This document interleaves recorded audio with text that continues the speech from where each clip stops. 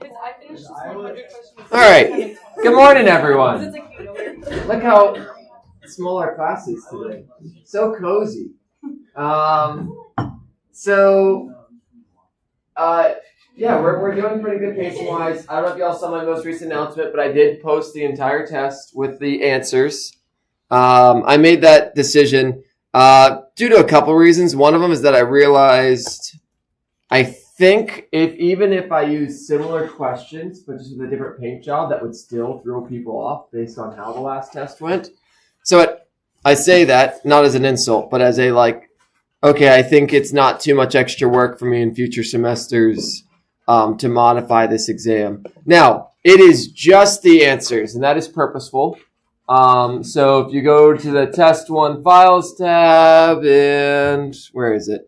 2053 Studio Test 1A Student Version. It's whatever. It's got a super long name. It's just the answers. They're not worked out, and that is also on purpose. If I worked them all out, one, it makes it easier to just for people to copy and paste these in future semesters. But two, if your goal is to learn from your mistakes, again, it's one of those, if I just have the worked out solutions, it, what's the word? Sometimes de-incentivizes people to actually try to work through it or figure out how to find it. One of the most important skills that you can ever learn in life is how to figure something out if the answer is not shown or the solution is not shown. It sounds stupid or cliche, but the reality is most things in life you won't know the right answer, and so learning how to go through that process is super valuable. If you are working with patients, no one's going to tell you if you have the right diagnosis. So how do you have confidence and how do you actually go through that process of figuring that stuff out? That critical thinking. How to use the resources available to you, books, online, all that stuff. How do you figure out something for yourself is one of the most useful skills. Yeah, whatever. Oh, okay. The answers for the free response are also here. Now, note there was three different, there was variation. So one number was different across the different versions. I won't tell you which one, not that it really matters. So this is, again, just the answers. For one version, again, it's just the answers. But if you feel like you weren't sure how to do this, you have the question, Google it, ChatGPT it, ask other people. You know what the right answer should be, so it does give you some indication of if you find a resource, if it doesn't spit out the answer I have, then it's doing something wrong. Or if you're solving it and you don't get the right answer, you're doing something wrong. I do want to actually, this is convenient, if nothing else. I do want to point out the questions that, and I'm not even going to show them up here. I will point out the questions that the vast majority, that there was 2 or 3 questions that a lot of people missed. I remember 2 of them, so I'll chat about them real quick. Where do I want to chuck them? Great, they're just going to go after here. I don't remember the exact numbers or wording, but I'll go ahead and give one of them. A car, no, not a car. A box is on an elevator accelerating upwards at 3 meters per second squared. If the box has a mass of 5 kilograms, find the normal force. So I'll give you all a few seconds just to think about what you would do to solve this. And then I'll show you. You already did a question like a test, so I'm not going to have you all work it out now.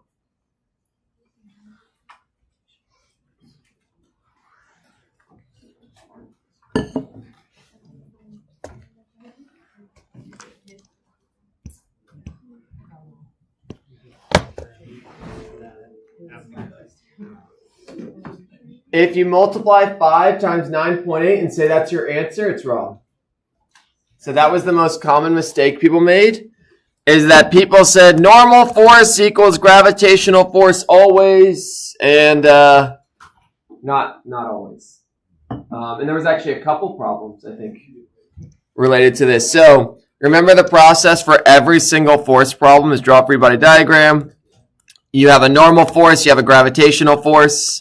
The second step in every single free body thing you always have to do is F net equals ma. And so when you write this out, you have normal force plus negative gravitational force equals m times a.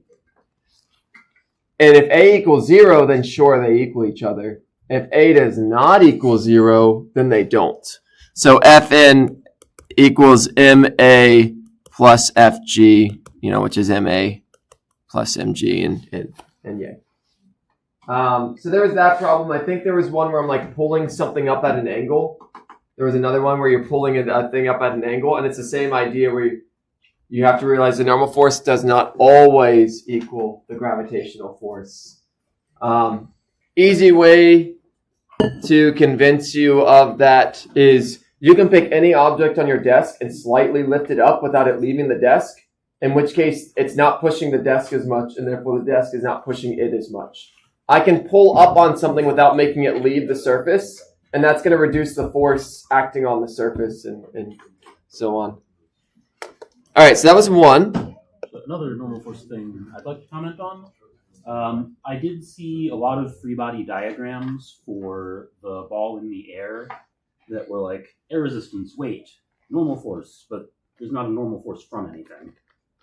So it's another thing. If there's no surface that something is sitting on, there is no normal force. Yep. Yeah, I saw that quite a bit as well. And that actually connects very nicely to the next one. The second one that a lot of people missed is draw a free body diagram of a ball tossed upwards on... All right, I'm going to reword this. A ball is tossed upwards. Draw a free body diagram when the ball, and I actually underline this, is in the air and is on the way up. So this one I'll let y'all do. It takes like 20 seconds or something.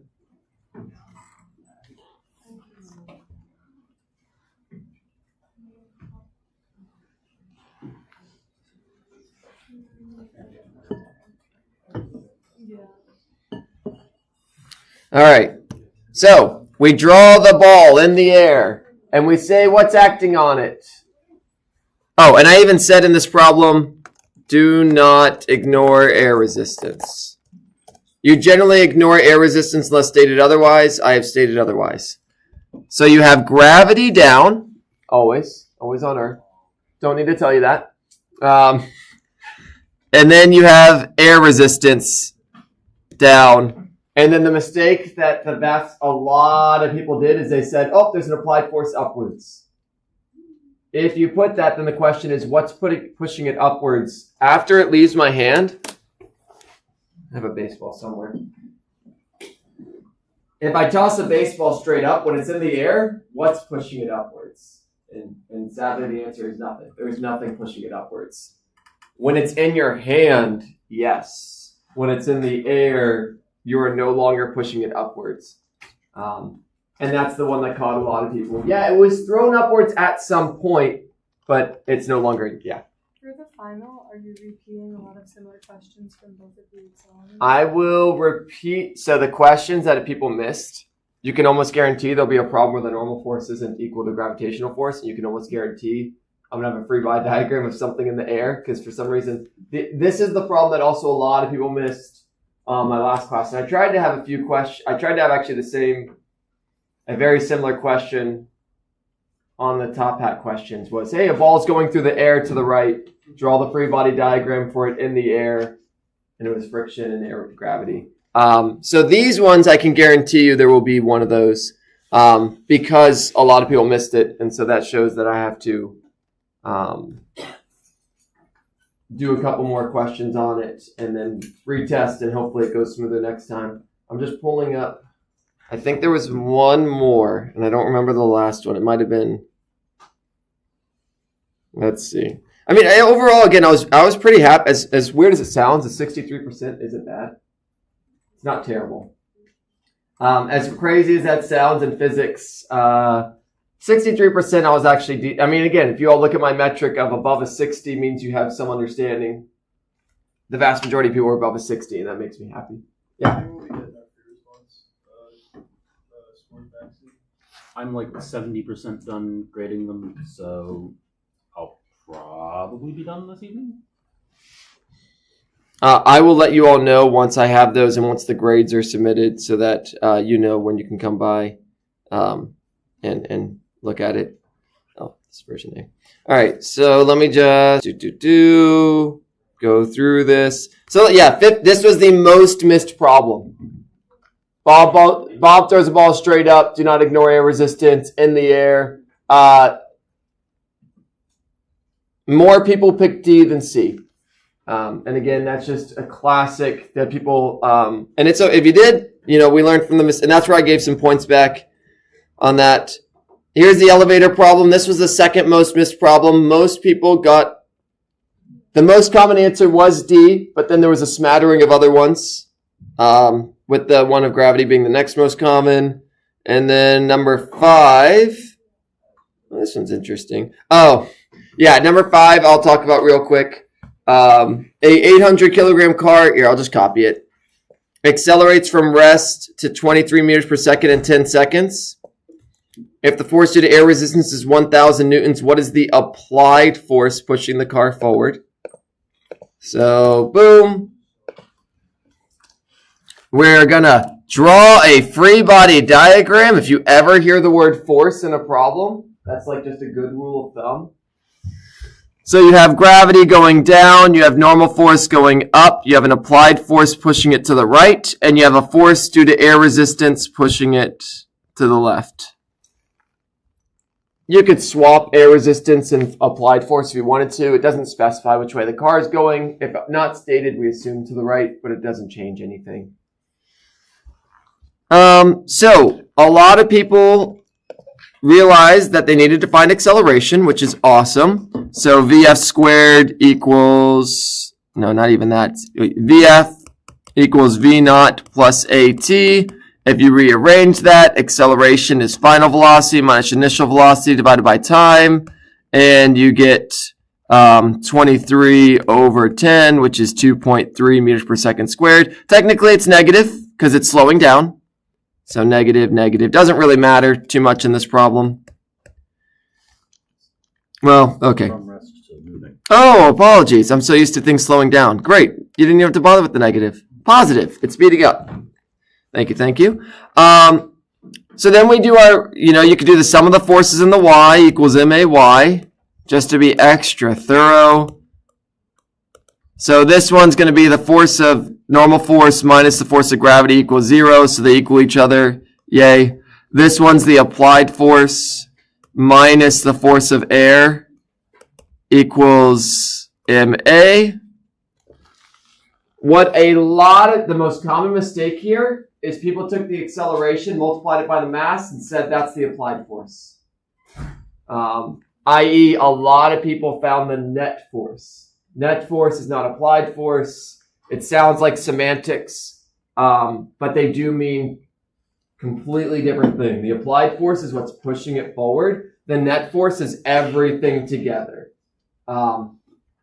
Two completely different. They're both forces, but they're different ones. So if you want the applied force, you have to do MA plus the force of air, which ends up being 2.3 times 800 plus 1,000. And so a lot of people had 1,840 newtons, which is exactly 1,000 less than the right answer because it's missing the applied force. So free body diagrams, F net equals MA, all that kind of jazz. Every force problem boils down to free body diagram, sum of forces equals MA, and you go from there.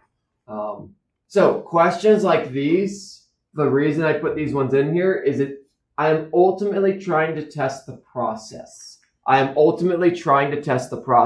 you know the process? The process is free body diagram, sum of forces equals MA.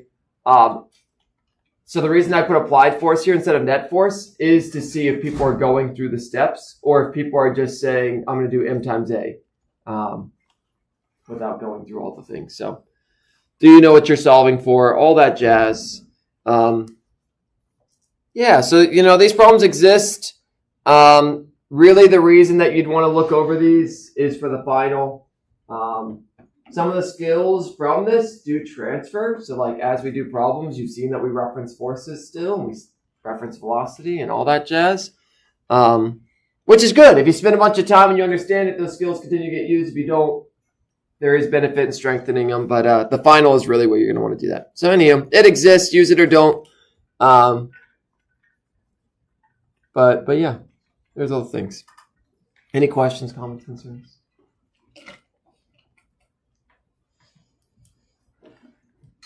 Great. Again, overall, I am happy with how the test went. In this class, 63%.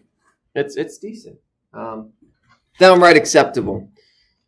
Makes me feel good, at least. So, all right, great. There was a test, yay. Energy. All we're doing today is this equation. Like, we have built it. So last class, I taught you all three types of energy. Gravitational potential energy, mgy. Spring energy, 1/2 kx squared. Kinetic energy, 1/2 mv squared. I taught you that gravitational potential energy is the only one that can be negative. That doesn't mean anything special. It just is a reminder that -10 is a smaller number than 0. We're back to that mindset. And yeah, then 2 classes ago, we talked about work as force times distance.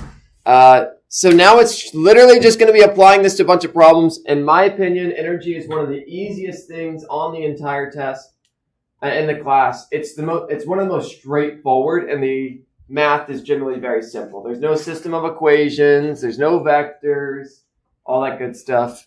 One last thing I want to point out. I updated the formula sheet. So if you want the most updated formula sheet, it is in there now. And the reason I needed to update the formula sheet is I did finish the fluid slides. I don't know if I haven't put them in here. I'll put them in here today or tomorrow if you want to look at them 2 weeks in advance. I'm fairly confident this is everything that will be on the final. So I added this row of fluid stuff, density and pressure and things we'll learn about in 2 weeks. And Bernoulli's principle, which, fun fact, is just conservation of energy, but for fluids. You got the 1/2 something squared and rho g, whatever. We'll get to that eventually.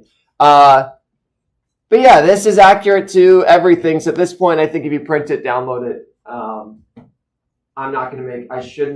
I don't think I'll make any more updates to it. If I do, I'll let y'all know, but it'll be tiny little things.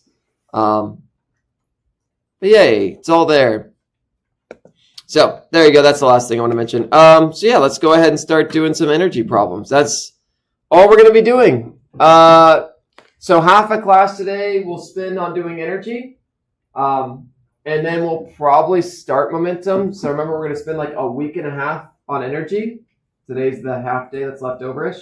And then we're going to spend like a week and a half on momentum, and then we'll have a week on fluids, and that's the plan. So we might start momentum today. Okay. I will also remind you all, I'm going to drag this question down. Before I give you all this next question, this was the last question we did last class. If an object is dropped from a height of 10 meters, at what height is the kinetic energy equal to twice the potential energy at that height? And so this is one of those problems where the thing you're solving for has a constraint. At what height, and something specific happens at that height, at what height is the kinetic energy equal to twice the potential? And we could write that. That's an equation. That's a relationship. You can write that down. We then use that by chucking it in here. So to see if that made any sense, here's a similar one. Object is dropped from a height of 10 meters. When the final kinetic energy equals the final potential energy, how fast is the object going? You will need to do math. This is not a do in your head situation.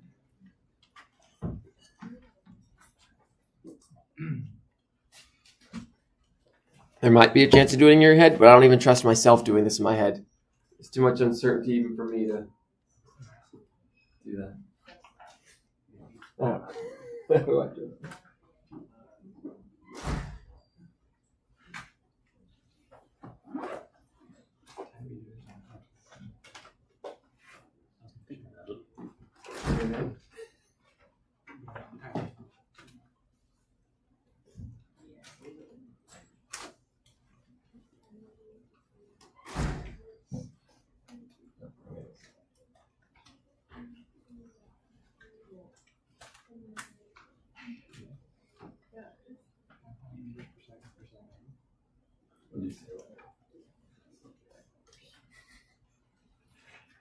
But did you have to go through the whole process still? Yeah. Yeah, okay. Great. You still have to do math. That's the important part. Yeah, you have to do math. Even if you do it in your head, you're still doing math in your head.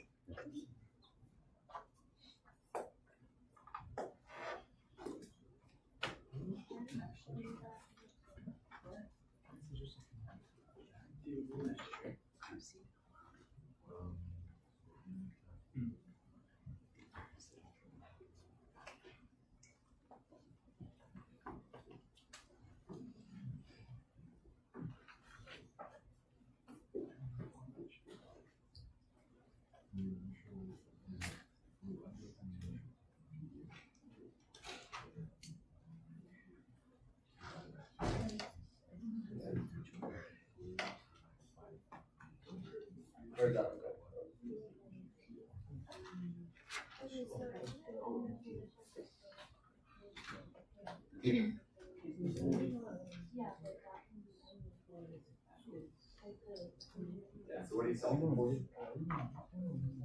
We're doing at what? When the final equals the final potential energy, how fast is it going? So we're still going to start with conservation. Energy start with no work. And then we have to, so we're going to build that. What energy do I start with? But then there's constraint. At the end, you say how fast that it was, but it's a little resistance spot. What is that resistance spot? We're not just finding how fast it's going, we find how fast it's going in. So we can't say this. Final potential energy, whatever. So you write that as its own equation. Negative final energy, that's its own. That is not conservation energy. That's just its own little like. Hey, note that this is true, and then you'll use that.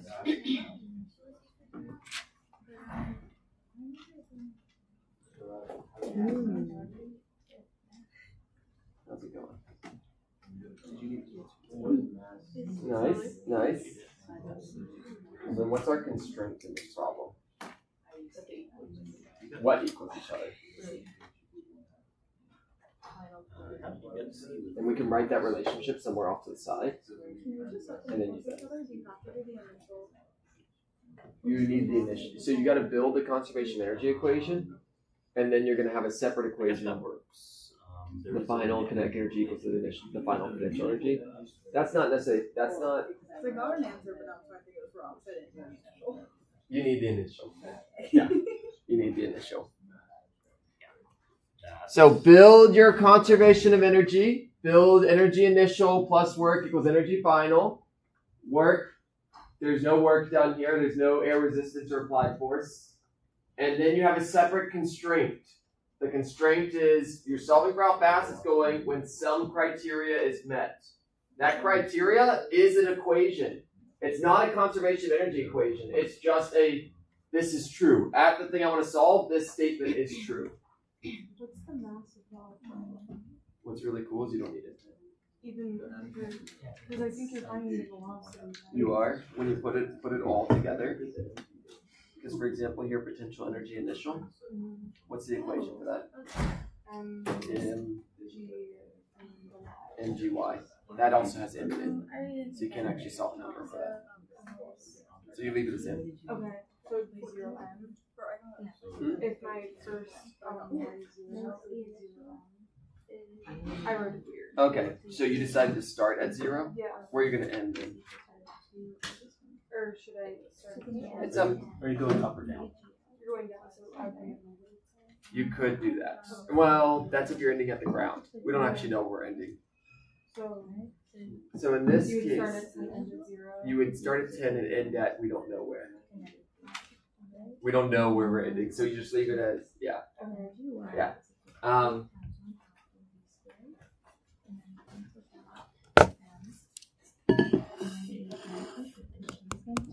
Energy initial.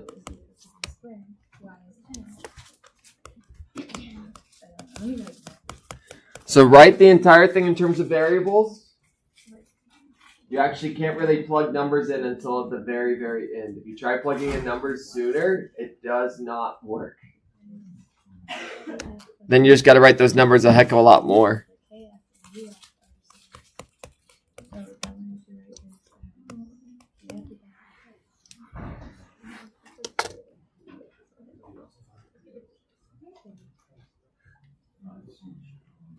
All right, so give you all a check. What energy do I start with? Or let's go through the checklist. Am I moving in the beginning? No, so I don't have any kinetic. That's gone. Is there a spring anywhere in this problem? There's no spring energy then. Am I above actually, where do you all want 0 to be? The ground, that's pretty normal. Let's make the ground 0. Am I above or below the 0? Yeah, great. So I start with some potential energy. I start with some potential energy due to gravity. Great. Is there any applied force, tension force, anything, friction, air resistance, anything doing work to it? No. There is no other forces than gravity. And gravity we already covered. So there's no work. No work. What energies do I end with? Am I moving? Yeah, I'm moving, so I have kinetic energy at the end. Is there any springs? No, no springs. Am I above ground? Am I above 0? Again, I don't want to say above ground, actually. Am I above my 0? Maybe. We don't know, actually. It says, when does the final kinetic energy equal the final potential energy? Let's assume we're not at the ground. If we were at the ground, my potential would be 0, which means my kinetic would be 0, which would... So we can actually do that check. So we're not going to be at the ground, because otherwise my kinetic would be everything. So we have some gravitational potential energy at the end. Again, you just go through the checklist. Am I moving? Am I above or below 0? Is there a spring? Getting squished or stretched. And you build the equation. All right, great. Now we got here. Before I start plugging more things in, you can plug more things in if you want, but it'll actually, it's easier to see that.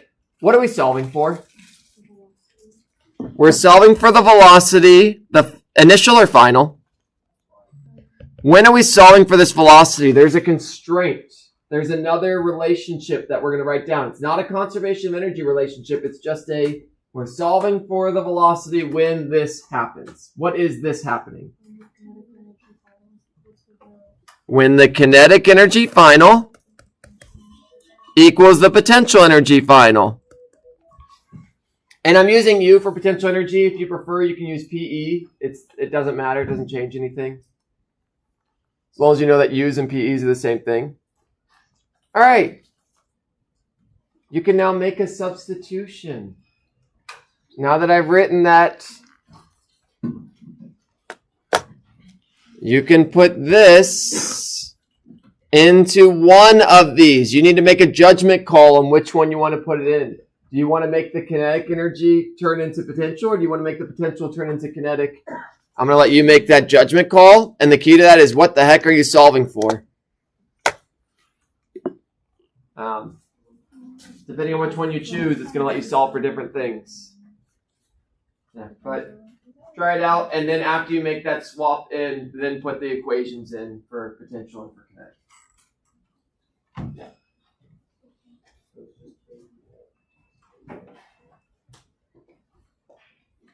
So.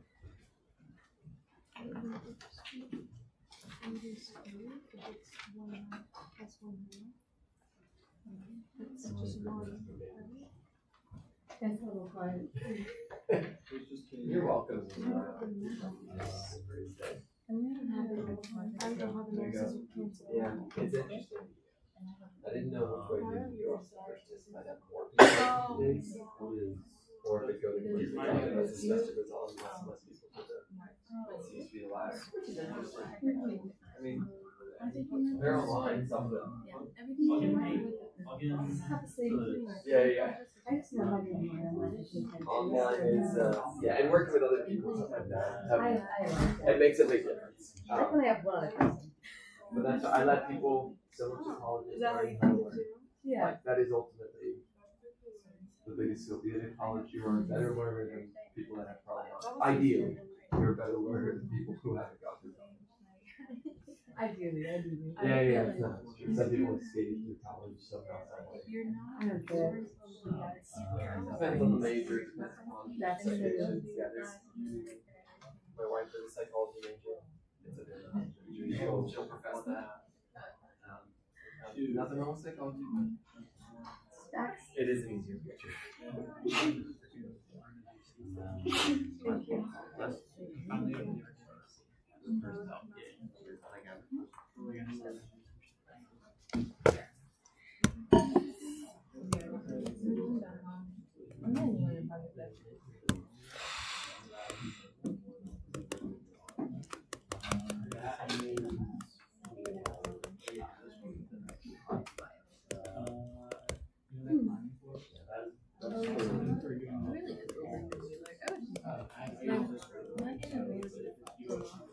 Is really good. And then my friend the other day said, ADHD, what is So that's the most I'll give at this point, and then I'll give you all some more time to kind of solve it out. At this point, it's basically all there. All the work's been done. I have this thing so fast. I'm like a little work. What?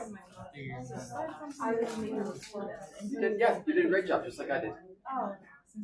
What's 2 times 1/2?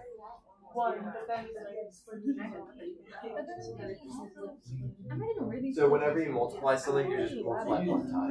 You only bring it to all the terms if there's a plus sign between them. If they're all multiplied together, if you had like 2 outside and then it's 3 times 6, you wouldn't do the 2 times 3 and the 2 times 6. You're fine. But I was like, that's if you're ever unsure, make up numbers. People are generally more comfortable with numbers, so like I just did. If you're like, ooh, do I multiply both of them by that? Just try that out. Do like, inside of it, make up some easy numbers and see if it works out. Multiply both. You're like, no. I knew it was practical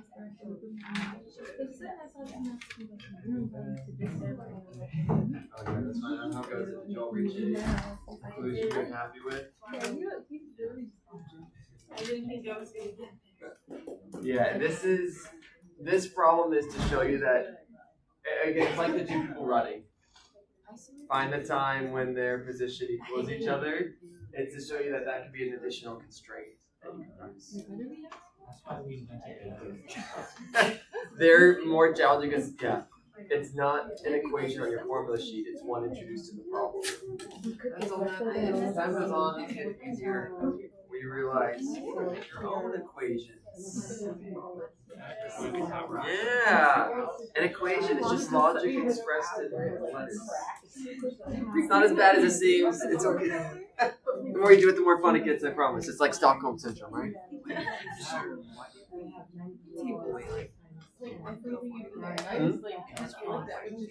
Is there anything making it go faster or slower? But we already accounted for gravity. So is there anything? Gravity's covered within GY. Anything else? Then there's no work to be done. That's the thought process. Springs, we cover gravity with their own equations. Anything else that's making it go faster or slower gets chucked into the work. Friction, air resistance, applied force, tension, anything that doesn't fall. All right, we'll go like 10, 20 more seconds. I think I still see calculators.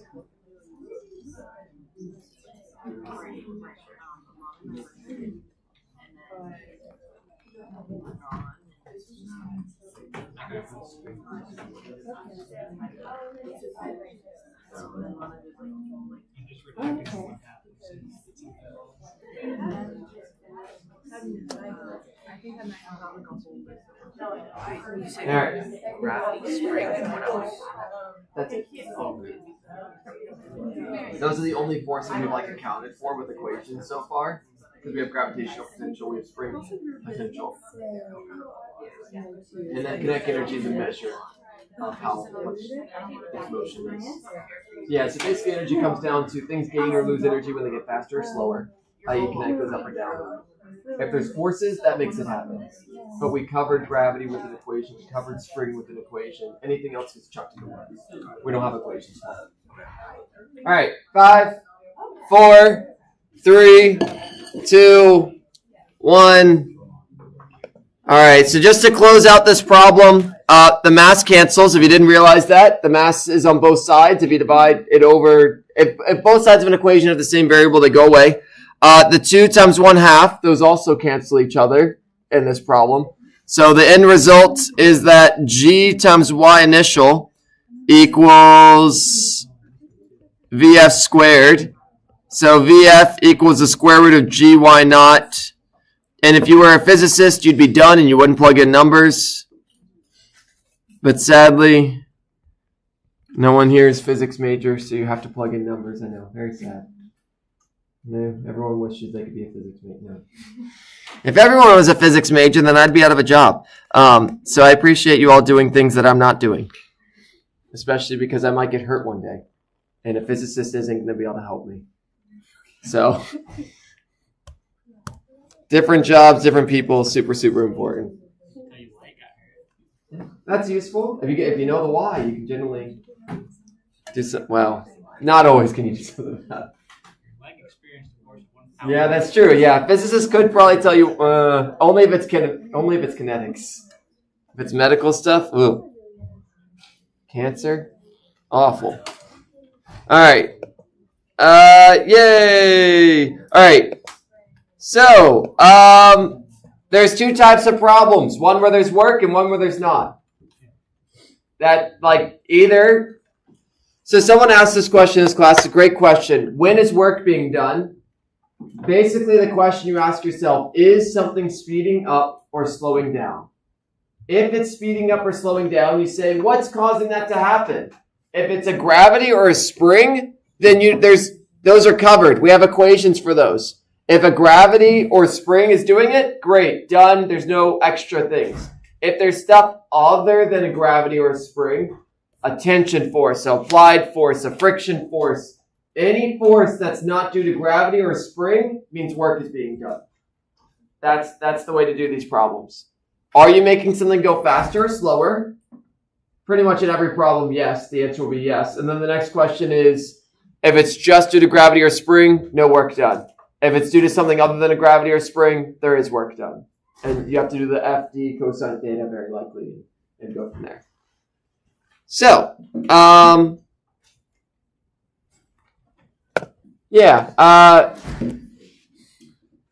tips for solving it. Is it even a conservation of energy problem? If there's a beginning and an end and things are moving, basically almost every problem energy is useful for most problems. Make sure you can account for all the energies. If we're talking about potential, do you actually know how high you are? If we're talking about do you know how fast you're going? Do you know how high? Do you know where you're located vertically? Those kind of questions. Then you identify those. Am I moving? Am I above or below 0? Is there a spring compressed? And then, often it's friction is the one that's the work. If there's friction, you need to do the work done by friction. Otherwise, ignore it. And yay, now we get to just practice. All right. I'm not going to even tell you whether it's easy or difficult.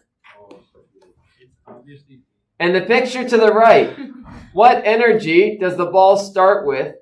We're going to make a judgment call that we're going to say the ball starts at 0 Y position. So I will give you all that judgment call. We'll say this is Y equals 0. Otherwise, there is 2 right answers. A ball is squished and then it gets released. What kind of energy does it start with? Is it elastic potential, gravitational potential, kinetic, or thermal? I'm going to give you all 30 seconds for this. Probably 20 more seconds than you need. Yeah. What does it start with?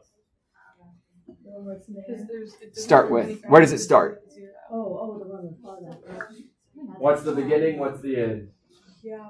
Okay, now I understand. The zero, like the margin, But now I'm lost. the Y is Yeah. And that's it's always what's the beginning, what's the end, what's the beginning, what's the end. Okay, Yeah. I think it's elastic. A skill that I kind of take for granted, and I've realized it's not just as important. Is elastic the same thing as You know, spring? Yes. Okay. All right, 10 more seconds. There's only one right answer. What does it start with? All right, 5, 4, 3, 2, 1. All right, go through the checklist. Is it moving? No. And to clarify, this is the beginning, the one that happens first, which as time goes on will become more and more obvious, and you'll forget that was even a challenge. But I've learned teaching this class that is a skill. I mean, obviously it's a skill, but like it's one that does take practice. What is the beginning? This is the beginning. So no, I'm not moving. Okay, look, you could argue thermal energy. It is not at absolute zero.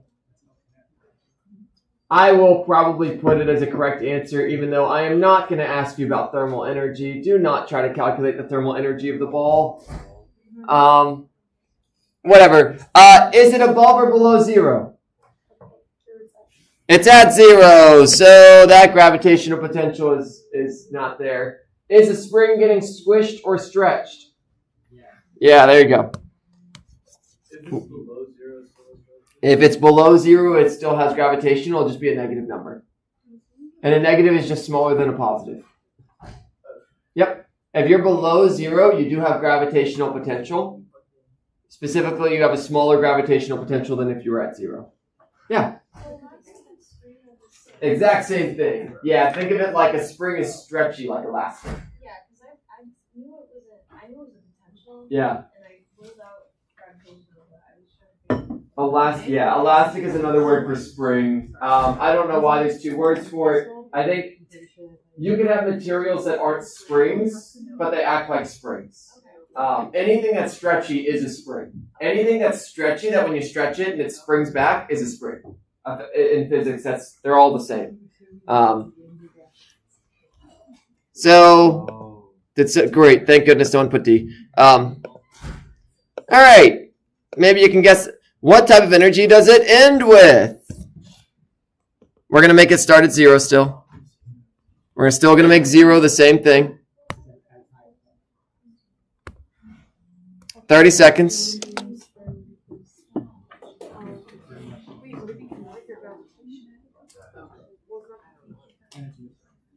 That's true. But there's still gravitational, which is there's still like I'm gonna do kinetic just because it isn't in the air and moving, but I feel like it should also It is definitely above absolute zero. No spring is perfectly efficient. So Oh my goodness. It has temperature. Yeah. because there is it's not elastic potential anymore because it's not on the spring. It's already It's at its height. Alright, let's say you want this.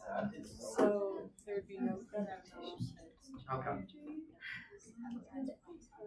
It's Not moving, so there's no Oh. Is it above or below You zero? going up or down. As long as it's not at zero. Oh. That's it. Yep. Yeah. Alright. Which I know math on.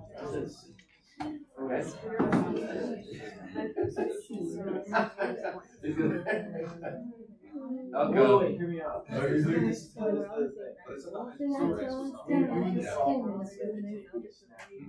Kinetic is just moving. Think of the equation. What's the equation for kinetic?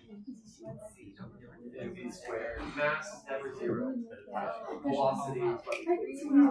So if velocity is zero, like that's where whatever we say. So Yeah, so kinetic is zero. Don't have the highest. Like a litter. Yeah, I That spring is no longer squished. Right.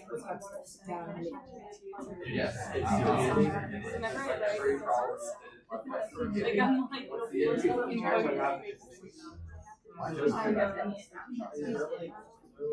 I should always like double check to make sure it doesn't sign that it's not perfect. So it's like, if it's like too pro, it's different. In this picture, you can't tell this is the highest point.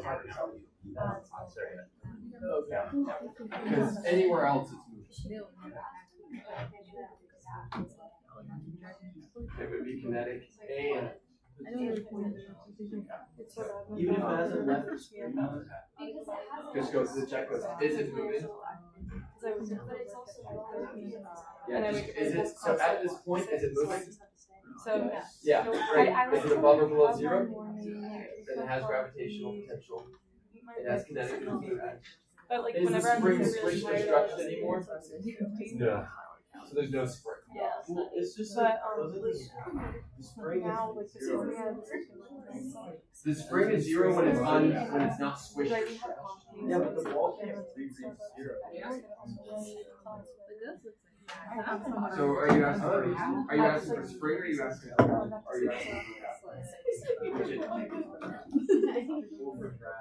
yeah, for gravity, so if the ball came back down, it would actually squish Alright, 5 more seconds. 5, 4, 3, 2, 1.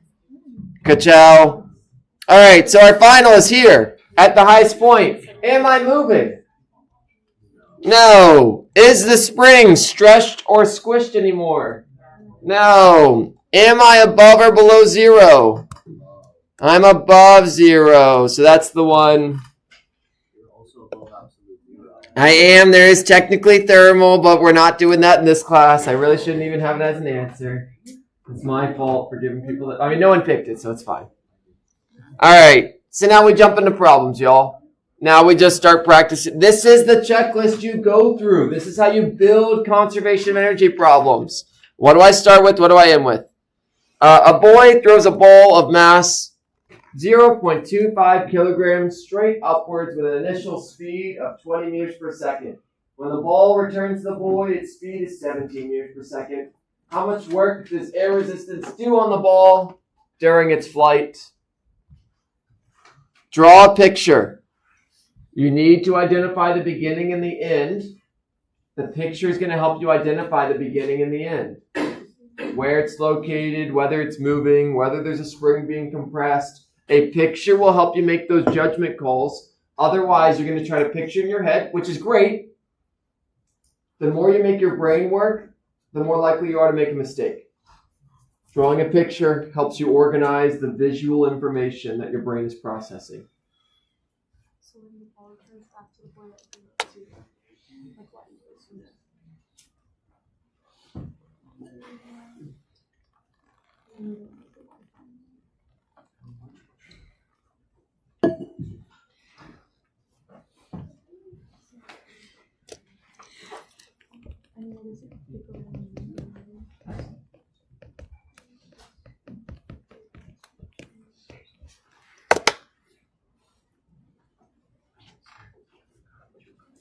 Oh my goodness, I did forget the joke of the day. I threw it at someone. I mean, it's Sophia's fault, not mine. Should I wait? Or Yeah, go for it. Ain't nothing like getting disrupted in the middle of a problem. It's that or we forget again. I know how that goes.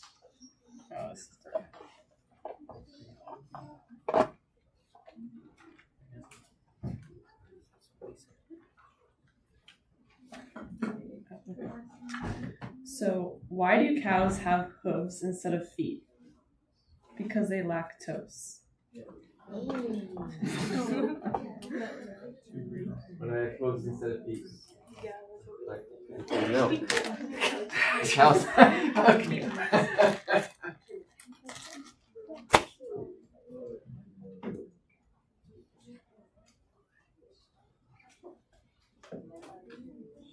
So I gave you all the equation. How kind of me. It's the equation you're going to use for every single problem in energy.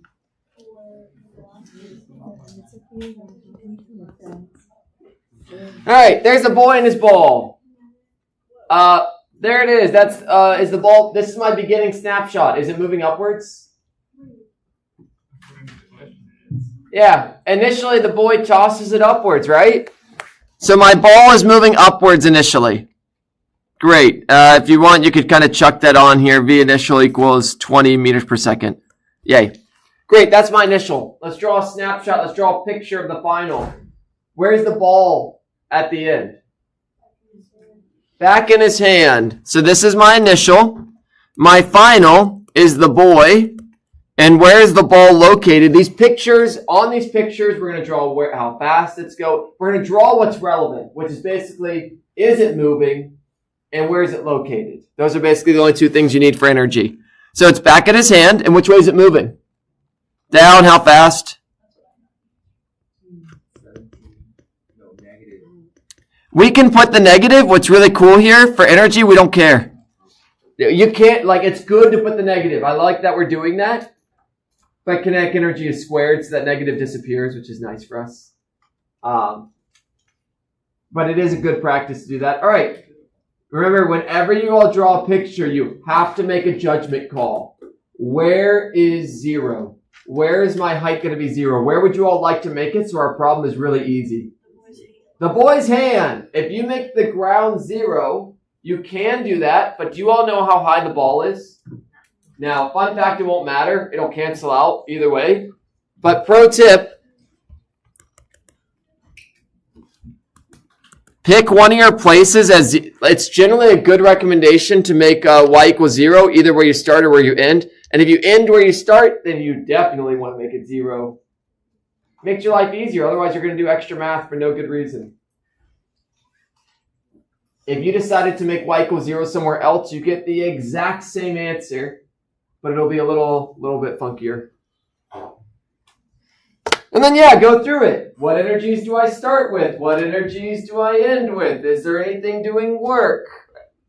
What am I even solving for in this problem? All that. Yeah, there's definitely work being done. We're solving for it. If the answer was 0, that'd be pretty boring.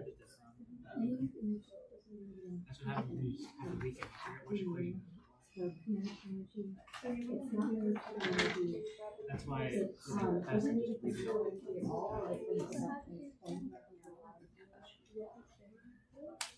And the answer's up there, so you know you did it right when you get that answer. yeah, now that we have the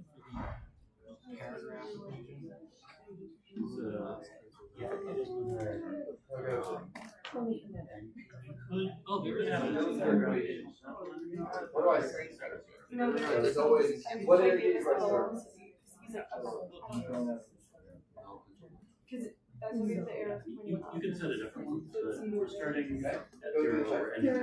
How do you have kinetic? So you're It is moving, great. So we have kinetics. We'll write 1/2 mv squared initial.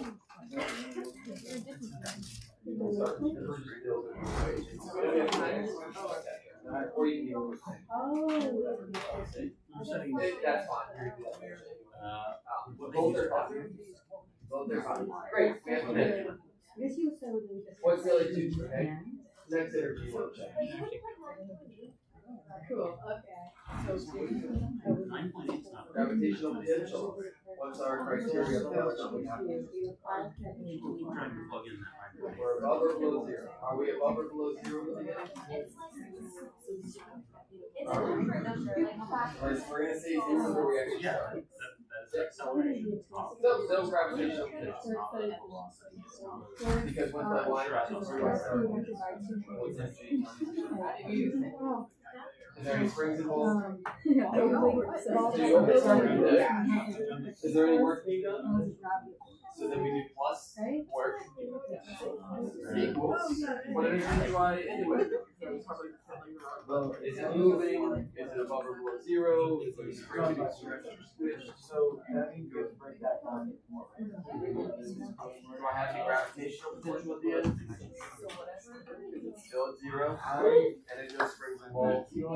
yeah, I mean, what are we solving for? This problem? It's all about building it. It's just building it.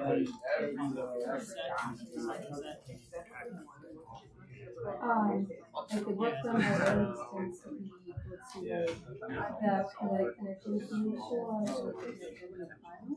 It's not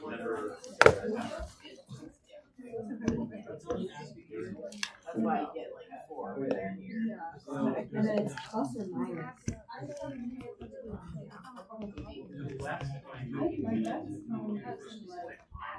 And you can see how much energy you lost. Correct. Not by not.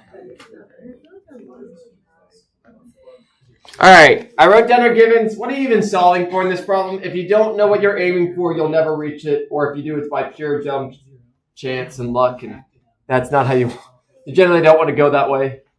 What are we even solving for? Work. It's always good to have a target, right? If you don't know what your target is, it's a rough time. Great, I already wrote the equation for you. It started there. It's an energy problem. How did I know it was an energy problem? It asked for work. Like, if something asks for work and I don't give you a force, you got to go through this equation. There's three equations that have work in it. This is one of them. Another equation for work is work equals force times delta x times cosine theta. And the third equation I've given you for work is power. Power is work over time.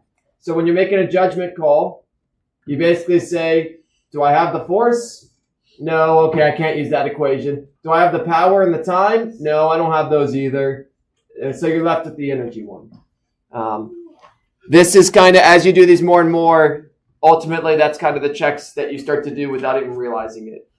That's how you decide the equations. You say, what equations exist? Which one actually has the things I have? And generally, if I tell you how fast something's moving and where it's located, it's an energy problem. Great. What energies do I start with? Am I moving? Yeah, so there's kinetic energy, 1/2 mv squared initial, mv initial squared. Am I above or below zero? No. We decided to make zero where it starts and where it ends, which makes our life so much easier. Great, no gravitational potential because why zero? Is there a spring involved anywhere in this problem? No. Not that I know of. There could be a spring in the boy's pocket. We don't care. Doesn't affect anything. Great. Is there any work being done? Yep. I mean, that's the whole point of the problem. Great. What energy do I end with? Is it moving? Yeah. Is it above or below zero? No. Is there any springs involved?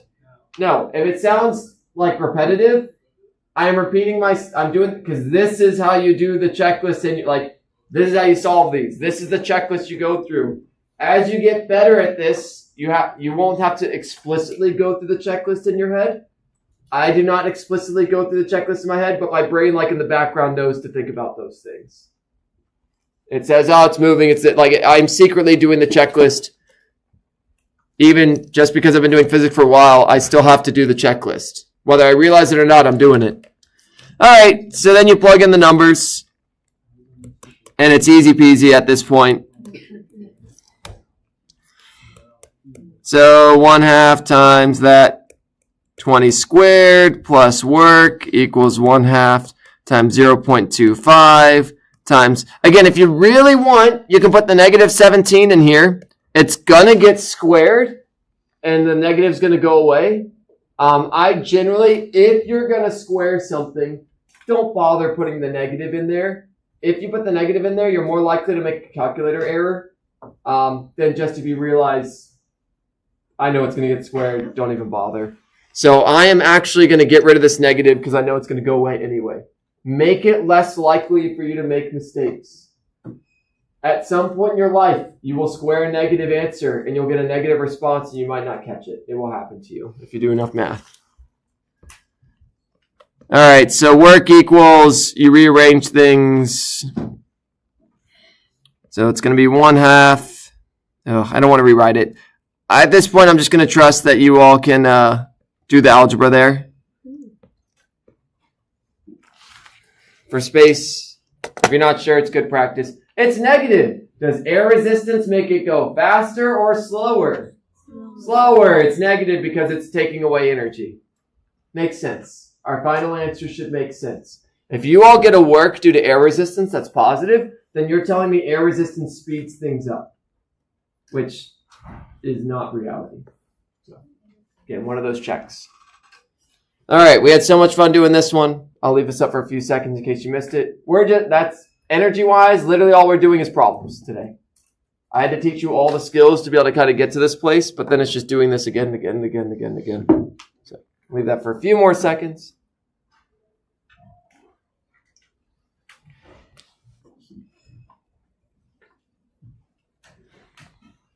All right, another one. A 1.0 kilogram ball at the end of a 2 meter string swings in a vertical plane. At its lowest point is the ball, or not is it? At the lowest point, the ball is moving with a speed of 10 meters per second. Does the ball have enough energy to reach the top of the path? You have to actually answer that question before you do anything else. That question wasn't originally here, and I had to add it. Does it reach the highest point? If so, figure that out. Oh, and you all can't find the tension. Ignore the tension question. I haven't taught you enough to do part C, which I know you're very sad to not be able to do more physics, but yeah. You do have to do math to do part A. Yeah, part A, you have to do some math to see whether or not. So, like, you can see the answers. Yes, it makes it there, but you all need to determine why that is. You have to do math to prove that. And how are you going to do it? Well, we're in a section on energy, so you can probably guess what equation we're going to use. You're going to need to build the equation. All that jazz. Yep. It is a vertical plane here means it's just going. It's going in a circle like you'd expect it to. It's not going left or right. It's not doing some crazy like weaving pattern. It's just going in a flat circle. It's going in a flat circle because I could swing something around and make it do all sorts of crazy shapes. Vertical plane means it's going in a flat, it goes in a circle if it reaches the highest point. If not, it'll go up and then back down. It's not at zero. You get to make the decision. Where do you want 0 to be? Pick some place in your picture, draw where 0 is, and then use that as a reference for everything moving forward. Which end of the string? You have to make a judgment call on where you want y equals 0. There is no wrong answers. Just pick somewhere in your picture and make sure that is your 0 for the beginning and the end. That is your reference. Your reference should never change the problem unless you change the problem.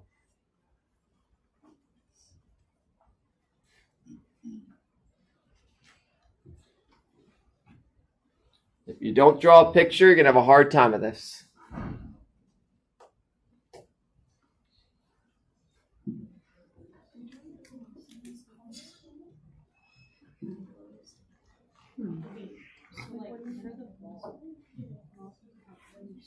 Yeah.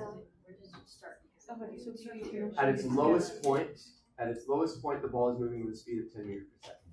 So technically, you don't care where it starts. You know its speed. Yeah, so we're gonna call that the. You generally pick your beginning and end where you know the most information. The beginning is generally either where you know the most information and you're solving for something at the end, or vice versa. Your end is where you know the most information and you're working backwards to find some start.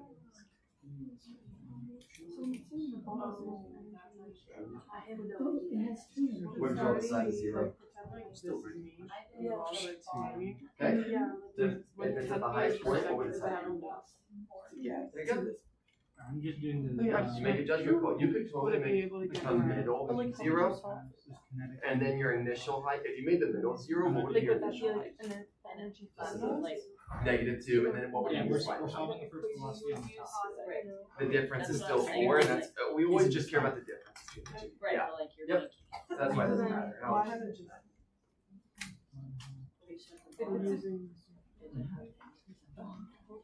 Where is your 0? Well, if 0 is the lowest point, then the final would be At the top. 2.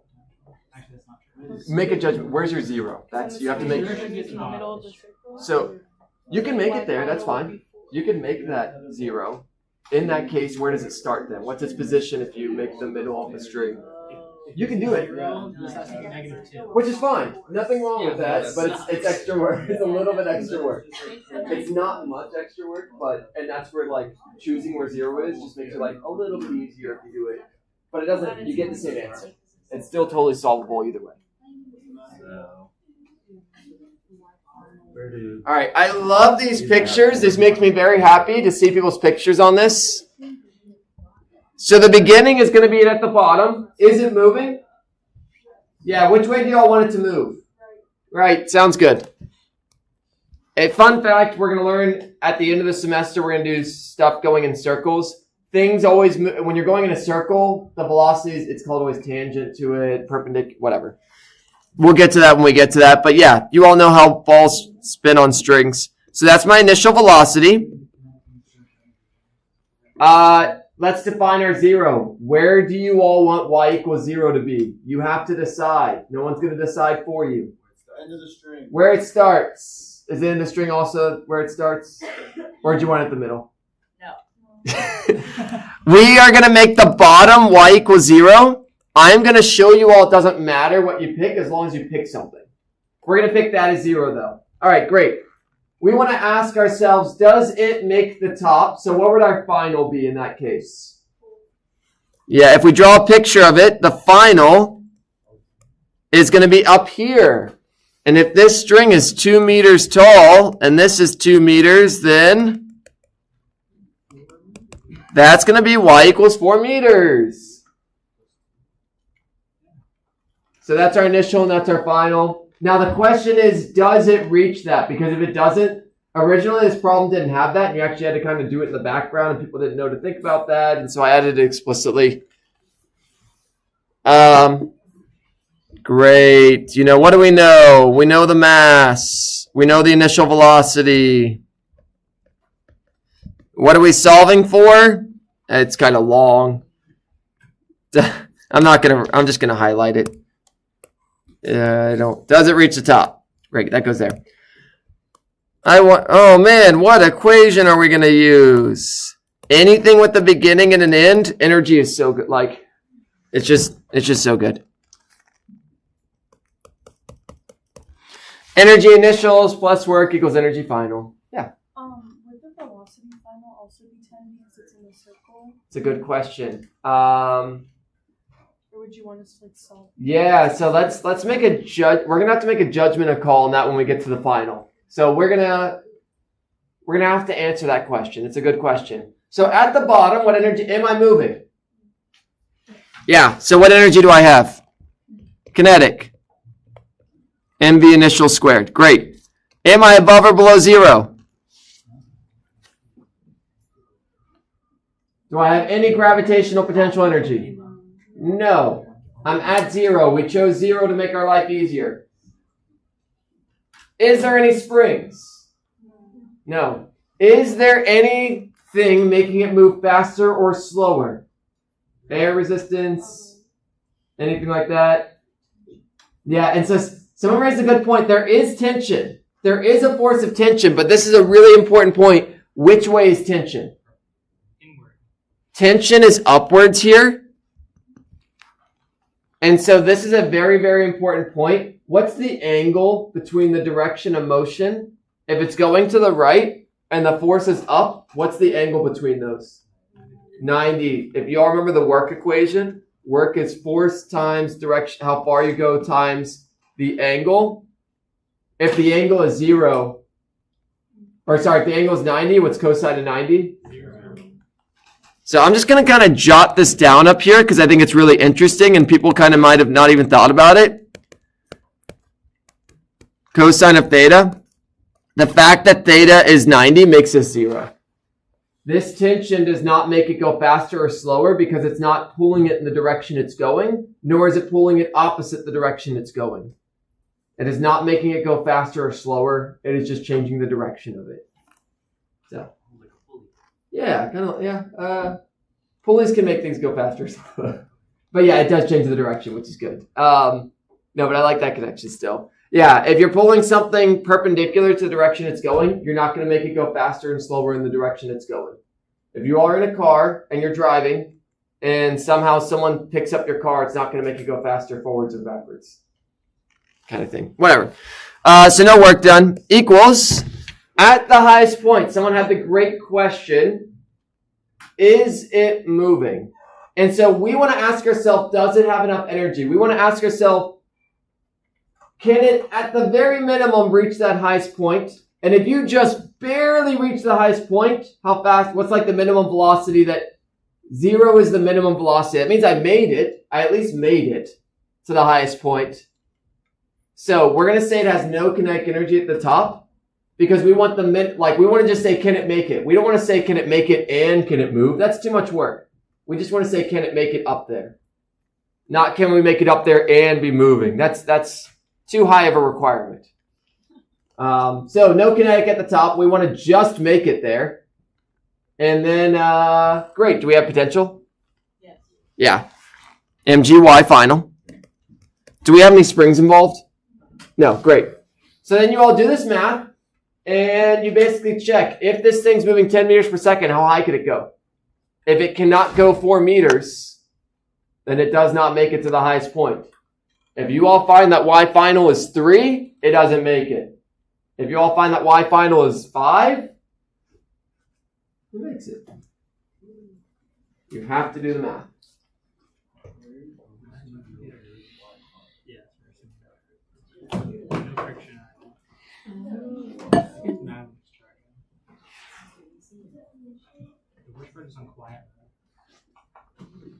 Yeah. So we built it. Energy final. At the highest point, we just want to say, can we make it here? So we're going to say, let's pretend like, let's just find the highest it can go. That's what we're basically doing. We're finding the highest it can go. And when you toss, when something goes upwards, at the highest point, what's the velocity? So no kinetic energy at the end. Am I above 0 at the end? Yeah. So then there's potential. MGY is just the potential at the end. So it's just You solve it. Yeah. That's if we're above or below 0, then we have potential. Now we have potential because we're above or below 0. So we need to find it. So do not plug in 4 meters into here, otherwise you're not going to find anything.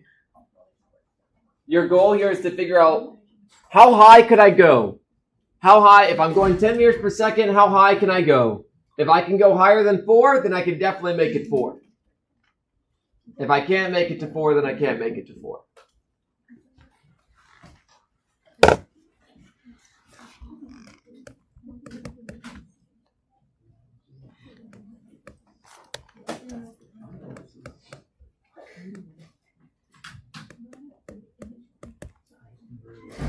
Oh, great news. What happens to the mass?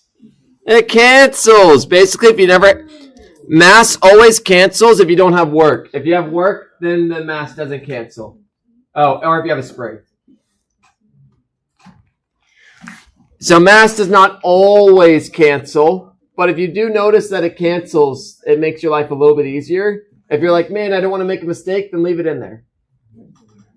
It doesn't change anything. It just means one more number to plug in. Honestly, the number is 1 anyway. So I'm actually going to leave it in here because I don't want people to accidentally start canceling mass when they shouldn't.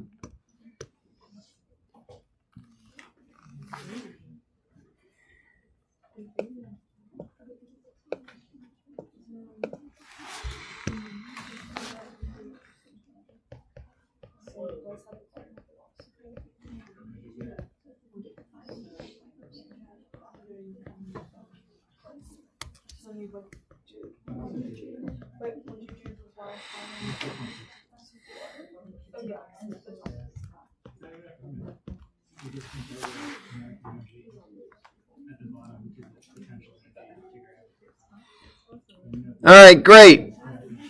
I find that Y final is 5.1. So you all tell me, can it make it 4 meters high? Yay, I can make it. 5.1 is bigger than 4. It can make it. Yay. Great. Part B. make a new conservation energy equation, and actually figure out how fast it is going at the top. Clear that we have more than enough energy to make it to the top. That extra energy is gonna go to kinetic energy. Build a new energy equation. What energy do I start with? What energy do I end with? It's the same process, but this time we're not saying can it make it. We're saying how fast is it going at the highest point. Go through the checklist. Is it moving? Is it above ground? Is there a spring? All that stuff.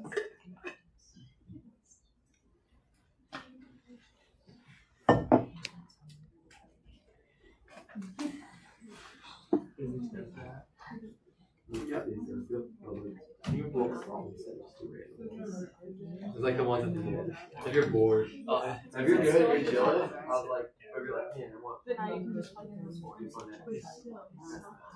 Or do the quiz. Which is your You get. I was like, I don't care what you use your time. Or it's like you don't have to use it for whatever I do. If you finish early, so I'll just. I didn't know like you No, I don't care. Your time is your time. I was like, and when it comes to this class, as long as it's not disrupting other, that's pretty much the criteria. It's not disrupting other people. On their phone the entire time. I don't care. So I found the kinetic energy I found the potential energy to grab and then because conservation math can subtract it I'll go this doing part B. and you plug that back into kinetic energy. Yeah. Connected to your velocity. The way you were describing that. So what energy are we going to start with at the beginning? I can describe it. Yeah. We're just going to have kinetic just like before. But now at the end, what are we going to have? We're going to have kinetic, and are we going to be above 0 or below 0?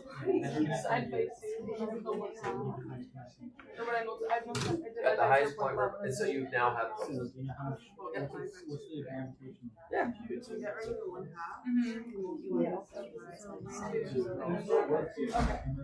Potential energy is zero. Are you on part B? Yeah. I forgot these. Oh, you subtracted over. For the 1/2, would you multiply it by 200? What else are you trying to figure out? One is Distance behind the string the. is Where does 2 times? That's what I was trying to figure the 1/2. Oh, the 10.8 is this. Okay. That's what I'm trying to figure out. I thought this was 2 times 10 times. No. No, you're fine. You're good. You're doing great. You're doing great.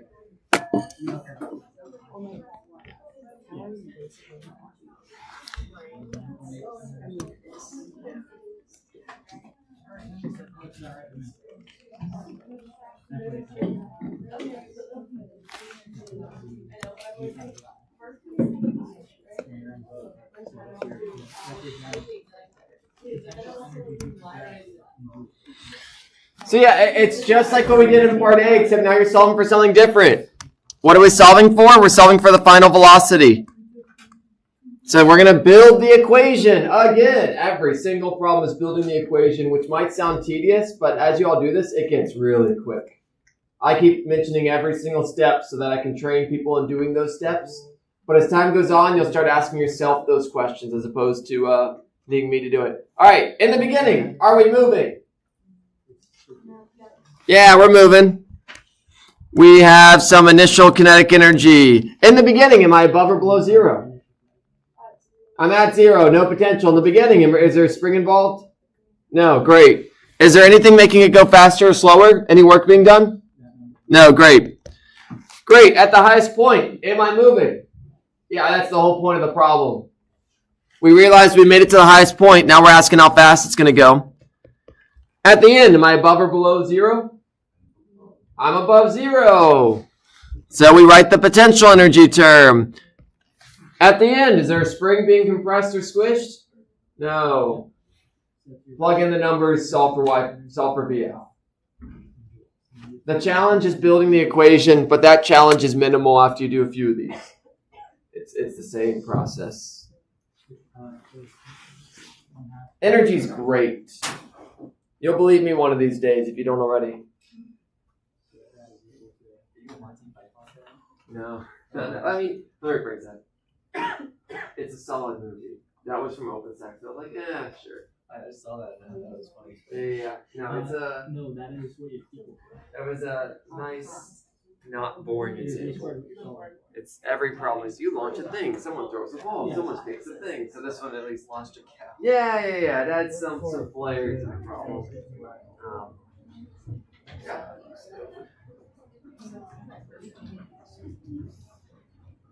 There's no work done now to constitution.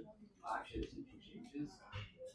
It's because at every point, so at the bottom point, So it's question 9 and 8. this way. So it's just one. And then it's the same all At every single point, it's moving. The velocity is always in the direction, so it's always in place. The tension is not making it go faster or slower. Yeah. I like to No know how work. things work. No work. The straight is not making it go faster or slower. These sort of how it's going faster or slower. And we're counting.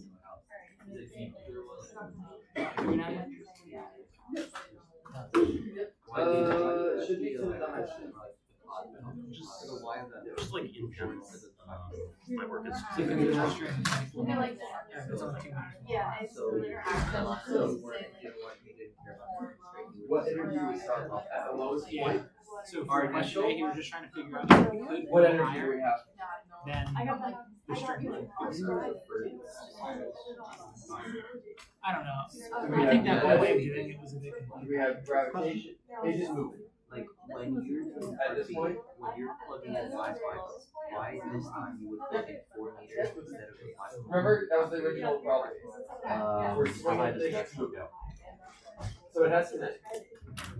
Is it above or below zero? No, it just confused me. Where's our zero? The string doesn't break. It doesn't make it. So if it made it 5 string, that's You can use zero wherever you want. that's how I put it to. How high You put it just for zero here. there's this much kinetic energy. And How which high case could would it have a go negative with two. that amount of energy? If we choose the zero here. But for RPS, okay, we have the constraint of the string. You know how high it can act. You know how high it does You can act. choose zero wherever you want. What's the speed? All we ask is at each various thing, are you above or below that? So we tend to choose zero somewhere where one of them goes away. Either the beginning or the end, we'll choose that as zero. It is up to zero. So in the beginning, we only have kinetics because we're at y equals zero, so there's no gravitation. There's no springs. Only kinetics. At the end, am I moving? So I have kinetics. Am I above or below the zero? So then I have potential. Is there any springs? So then this is our equation.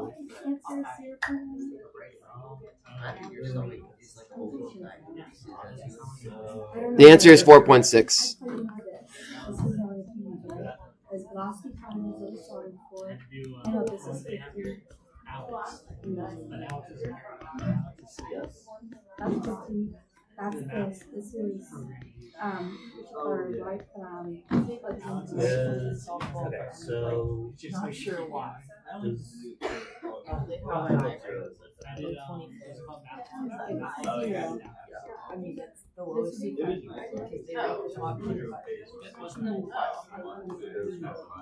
See, I had the opposite Yeah. issue. I had cramp in the last semester because I didn't. There's 2 games we lost. imagine not to scale. Yeah, This is yeah. I got Secret meters. What? Okay, well then Yeah, I think if you would have asked Fun. if they use. Well, that's why I didn't Alex. I just learned it through Alex. That's what I'm saying. Alright, there's the answer. It's just plugging in the numbers. Again, it's just going through the checklist. Draw a picture. Decide where zero is. Am I moving in the beginning? Am I above or below zero? Is there a spring? At the end, am I moving? Am I above or below zero? Is there a spring? There's no 5. And then you chuck it in. And then, yeah, you have to ask yourself if this work as well. Oh, okay. It's also not 2. Alright. 4? take a breather. We're halfway. And then we'll solve 2 more problems. And then we'll do momentum. I don't know what to say about that. It's good. Look, the sooner I have a set amount of stuff to get through with you all to make sure you're prepared. And then it's like if we get it done sooner by the day before spring break, then we're done. Yeah, it's not like, oh, we'll have extra time. I'm going to cover more things. Isn't that what happened with fluids? Fluids, I had to actually get rid of something, and then I put something in. I got rid of universal gravity.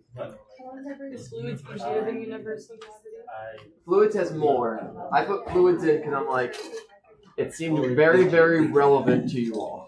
I learned about it at some point, or I learned about it. Okay. Like the physics of it, so it's probably something. Yeah. I was like, it's gonna be some of the stuff will be stuff you know. I mean, like a lot of physics. Some of it's gonna be stuff you're like, I've heard of that word before. I've seen that stuff. But we'll be seeing some things that like are unexpected. Yeah. And we'll find the equations to actually calculate things. So like one of the cool things is when they take your blood pressure, where do they take your blood pressure at? Their arm. Why? Why don't they do it from your legs? Your arm's squishy? Nope. Because it's like close to the heart. It's not closer is not the priority, but that it's the same height as the heart. It's directly lined up with the heart, and we're going to learn that pressure. I mean, you know this. When you go under the ocean, as you get deeper and deeper and deeper, what happens to the pressure? Because literally the weight of the water. So if you took the pressure down here, it'd be higher at your ankle.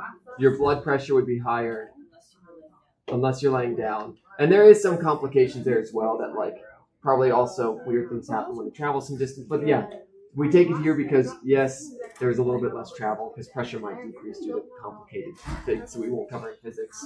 But it's the same level as your heart, and that's the standard when they look at people's blood pressure. If they did it at different places, you wouldn't be able to actually compare. And your head blood pressure is going to be less than because it's above. So that's like a physics thing we'll learn. You can think harder if you're Oh, that's true. The more blood. Yeah, that makes sense. Logic there. because you're upside down. Yeah. The carbon dioxide falls out faster. We'll do. I'll teach you all the math to do kind of sort of the echocardiogram. Yeah. That's the one. They measure the velocity of the fluid coming out of. Oh yeah, really? Fluid, the velocity, and it turns out there's a relationship between velocity and pressure. And they'll do that. So weird. I'm like, bro, what do you see? She's like taking these little pictures. And I'm like, it's just like black. Oh yeah, it's the same when people do ultrasounds. Yeah. And it's like that's a blob. And they're like, no, it's the leg. No, yeah. It's the spine.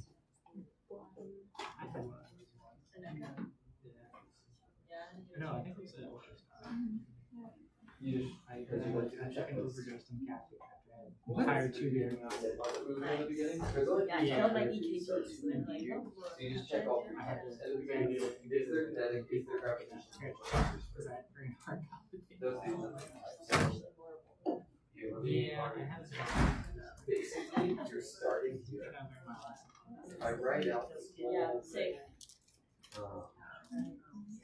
how would I attack? You say that you don't feel it. Yeah, that's weird. I like that. That was not fun. That's why I like Dumbo. Don't you feel that when you're in the I don't get much. kinetic energy, fine. Plus potential energy. I know.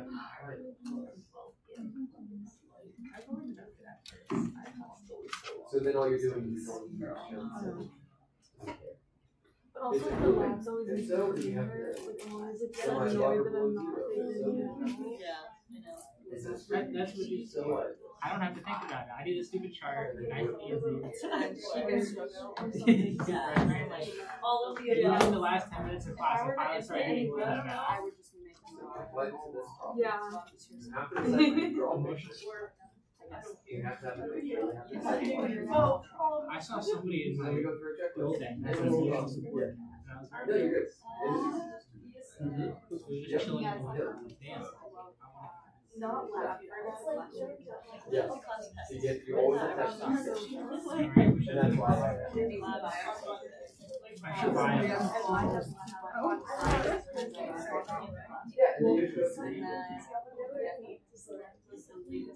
Oh.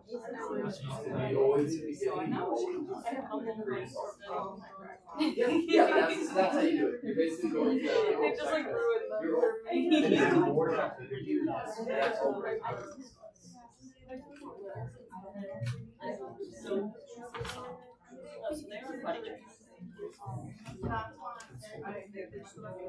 You can use it against others. No problem with that. So like right away, they have like an hour.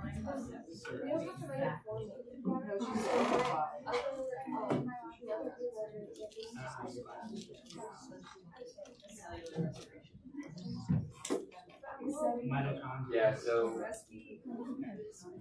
the reason that didn't work is one, you have to off the half. You can't cancel half in the system. Now, if you wanted to,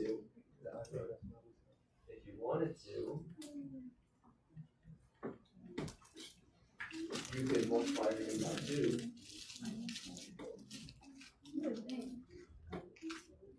Because if all of these had happened, this equation is really simple. Yeah, squared equals b initial squared equals 2a. You're right, the kinematics equation. It's all the you can solve the problem. And that's so you're doing the same thing. It's just different. It's another way of looking at it. Yay! I mean, everything connects. All right. So we're having so much fun. Again, as with almost all physics, y'all, the reality is, how do you get better at doing this? By doing more problems. There is no shortcuts. There is no magic way for me just to insert the information in your brain. There's no way I could magically say, like, it's one of the challenges being teacher is always trying to get every student to have that like aha moment, that like where it clicks and everything makes sense. Every person is different for what it takes to get to that place. And really the only rule of thumb for getting there is just if you solve enough problems, you'll get there. Like, you do got to give your brain a break every now and then. If you just keep trying to make it work, eventually, it's not going to work. That's where, people mention this, if you give yourself time between studying, your brain does processing things. And I don't know if y'all have experienced this yet, but if you ever try a problem, you're like, I have no idea what's going on. If you take a step away from it, after you've tried it some and you come back to it later, there is a decent chance that you'll have more likely to solve it. It's a really weird thing that if you haven't experienced it, at some point you will, where when you have a really hard problem, after your brain has worked on it a bunch, when you just take a step away and don't even think about it, and then you come back to it a couple hours later, next day, whatever, magically your brain has made connections in the background without you realizing it. Why does that happen? It's psychology and brain things. It's how your brain works, but it applies in physics. This is why cramming in physics doesn't really work, though. You got to give your brain time to do that. Some people can make it work, but most people need time. All right, a small block of mass, 200 grams, starts at rest at A, and it slides to B, where its speed is 8 meters per second. And then it slides along a horizontal surface, 10 meters per coming to rest. What is the work of friction along the curved surface? And then part B is what is the coefficient of kinetic friction along the horizontal surface? It's fine. It's not as bad as look. You have to make the first decision. There's a picture here. You need a snapshot of the beginning and the end. You have to make a judgment call in every problem. What is my initial? What is my final? If you do not make those appropriately, you won't be able to solve it. But if you do, then you just use conservation of energy. What energy do I start with in my initial? Am I moving? Am I above 0? You will also need to decide where 0 is. Pick somewhere that makes your life easier. Yeah, don't forget to convert your units. This problem looks worse than it is. But it's all energy. At some point, you'll realize with energy problems, it's all just doing the same thing with different paint jobs. So yeah, I'll wait a few seconds and I'll show you all what you should decide as your beginning and an end. The beginning is hopefully obvious. You need to make a judgment call on what the end is for part A. Just look at part A for now. Don't look at both parts of a problem. One part at a time.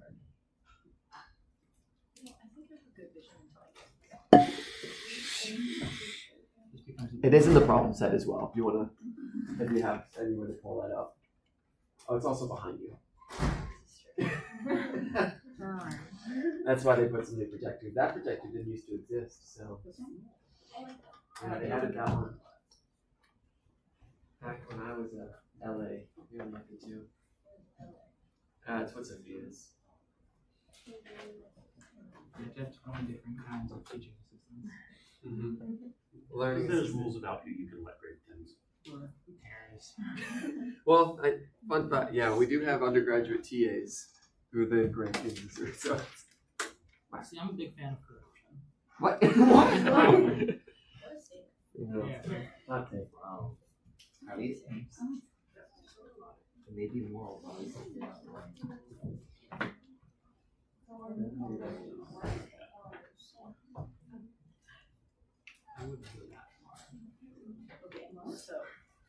All right, where would you all like the initial to be? The top. Why? It start. You know things about it.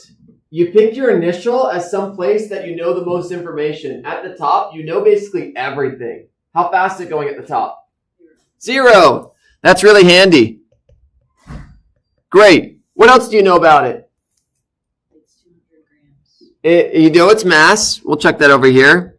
We'll immediately convert that to kilograms. Great. What else do you all know about the top? We got to make a judgment call. Where do you all want y equals 0 to be? The ground. Totally fine. If you wanted to, you can make this 0. You can make the highest point 0, and then the ground would be -4. Totally fine. It all works. So this is 0. You have to make a judgment call. You have to make that decision. Wait, why is y initial 0? Sorry. This is where y equals 0. That's where y equals 0. Great point. Which, in turn, makes my y initial 4 meters. All right. Where do you all want the final to be? The B, At B. Why? because you know things. Do we know things at B? Yeah, the speed is.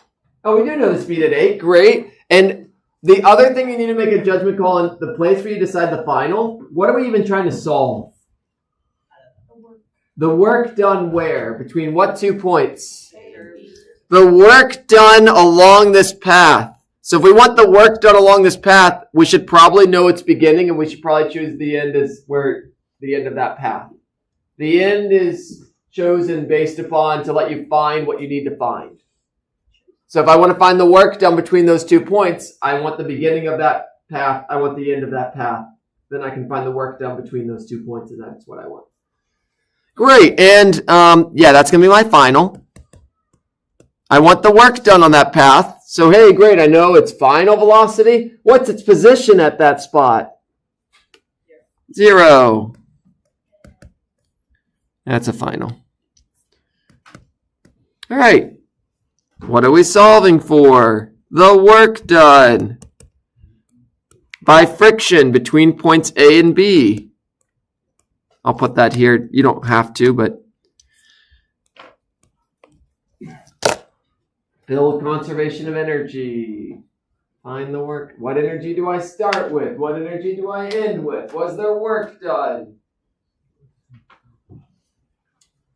Part B, you need to choose a new initial and a new final.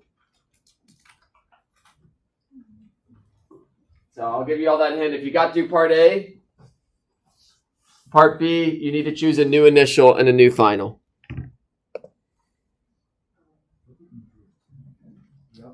I'm going to give you all the answers. That's what I'm pulling up now.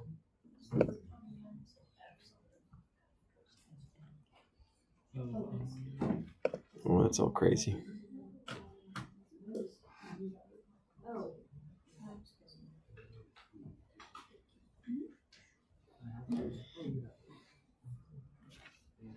What is going on?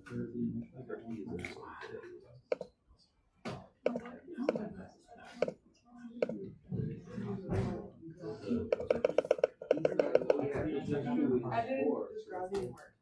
Yeah, and then just kinetic energy for finals. So then I just called them over like, Isn't that a pretty recent thing they did? I don't think it's super recently. They had the I do it's just like yeah, I feel like because I'm like yeah, I was trying to do and it just wasn't That's crazy. So you're making laws. So then you have to do PEX, so it's like, you know, basically set theory can describe more stuff than just terms that count. Mu. Mu coefficient of friction was mu. And it lets Remember FF equals mu FN. arithmetic of It's that little u thing. You're solving for mu. system Okay. Okay. I was trying to get energy, but I guess I'm not. down. You do still need to do energy. So for part B, what do you want to make your initial and your final? Proof that it like is both consistent and Good, perfect. But I kind of thought as far as Then you're gonna find the work. Yeah, And that's then what I if did. you have the work, then it's I one don't side, know. delta. Good. plus work. Yeah, I yeah. haven't calculated the coefficient. yeah. Versus mass times. Yeah, it's close enough. Everything 1 to 2%. 10 meters. No, There's no energy, Yeah. right? That's gonna be This should be good. So rounding happens somewhere. which is your kinetic energy. Okay. So then it would look like, So you have to build the equation. So where's your and equation? then half of mass times, because velocity squared is gonna be, I think square we're on velocity. Earth, you're getting negative 71. What the So hell? this one has to decide what energy you Oh, start that's what you guys saying. Are you moving? Everybody else changes that. What? Okay. So, So- okay, don't worry about this. This cancels. Kinetic and gravity again. I said it. Listen, all you're doing for part A is you're figuring out the kinetic energy it had, and you're comparing the kinetic That, energy I it had guess, that's close to the enough. potential energy that Okay, that's fine. There's nothing wrong with you it. can wrap that gives you how Why much. don't You just have to decide. Oh, yeah. I plugged into that. Yeah. Yeah, sure. Okay. Okay, so is it bottom below 0? Okay, so on this side. Oh, this is work. Yep. Yep. You'll have gravitation. So then move to the right side. Right. Keep your eyes. And The other side. Just Here, I'm gonna solve start on its own. kind of writing it out. So, shock and awe, it's the same equation. Sum of energy initial plus work equals sum of energy final. Then you make a judgment call. Am I moving in the beginning? No. So there's no kinetic. Am I above or below 0? In the beginning, I am above 0, so I have some potential. Is there any springs involved? No. So, for this problem, this is the last time I'll do this. I'm going to write out this whole thing. And you're going to be like, what is he doing? Give me a second and you'll see.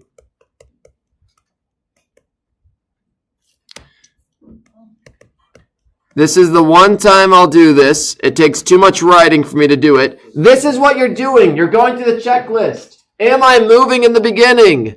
No. So there's no kinetic. Am I above or below 0? Yes. I keep that. Is there any springs? No. So I get rid of that term. I haven't been writing it out because it takes extra writing, but that's what you're doing. You're just going through the checklist. Is there work being done? Yeah, I mean, that's the whole point of the problem. If there wasn't, then we're not going to be able to solve it. There's work done by friction. Equals. We make the exact same checklist. MB final squared plus MGY final plus 1/2 K delta X squared. Am I moving at the end? Yes. Am I above or below 0 at the end? No. Is there any springs? No. This is the checklist I've been going through out loud. Now it's there in writing. This is how you build the equation. If you want, you could write this entire thing on your all's note card. And then just, on the note card, I'm just going to give you sum of energy initial plus work equals sum of energy final. You have to, if you want on your note card, you can put this big old long thing. So then, plug in the numbers, solve for the work due to friction. You know that everything else, so.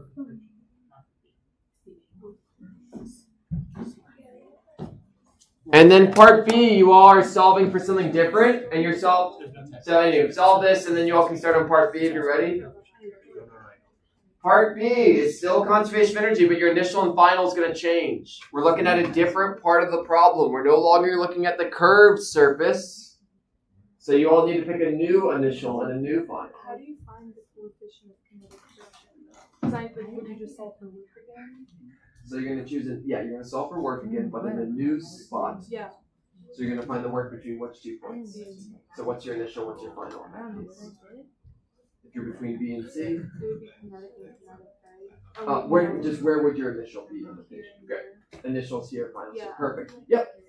So then you what do I start with? What do I end with? Yada yada. Yeah. You'll find the work. What's the equation for work? The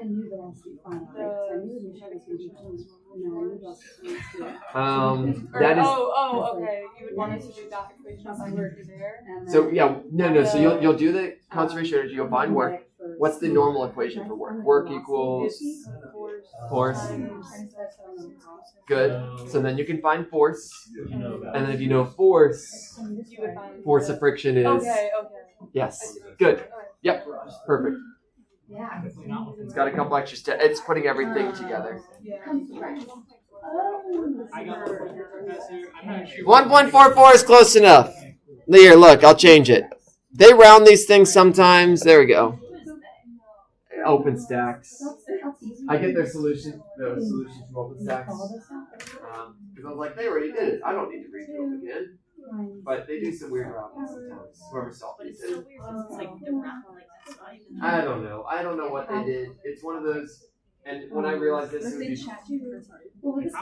if they did it, they'd probably get a more accurate answer. They went through a big old list of a bunch of problems. Yeah, they had and I've identified a lot of typos and stuff. Have I told them? No. So that's why the typos continue. See, that's exactly why ChatGPT can't do math. It's because no one's. The reference data math.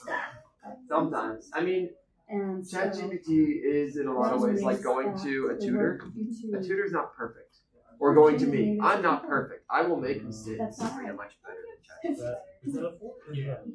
Asking ChatGPT. I check my assumptions a lot more than ChatGPT does. The biggest thing I found that ChatGPT doesn't do is it doesn't check its assumptions. It assumes things, but it doesn't ask. So, like, if I gave you a job, if I said, "Go get me a cup of coffee," there's probably questions you would ask. What would those be? Like, what kind of coffee? ChatGPT doesn't know how to ask questions. So if you ask it something, it'll just say, "Oh, you probably want a normal coffee. You probably want the one from this restaurant," but it won't ask you those things. And that's so when you're using AI, that's really the biggest thing. When you check its answers, you need to check what assumptions it made because it won't ask you. At this point, it doesn't really have much of a dialogue with it. It just kind of assumes a bunch of things and then is absolutely confident in its assumptions. Yeah, but then that dialogue is what you Yes, and that will probably develop as time goes on. It does the best with what it has. It's basically what it does. It's as if I told you that job, give me a coffee. If you weren't able to communicate back with me, you would make a bunch of decisions. It would probably be okay. It might work out, depending on the more information I give you, though, the better job you do. Same with ChatGPT. The more information you give it, the better job you do.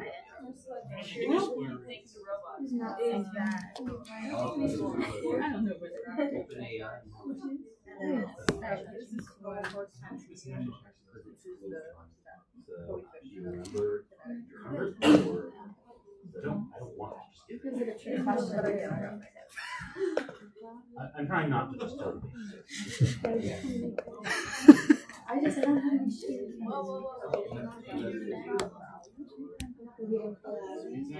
No. Can you see what we're referencing? Are we talking about normal force? We're talking about force. Not because I may. The relationship between force and work. Pretty sure it's like work is like here. What's there? Okay, so I got both. I'm gonna do that, I guess.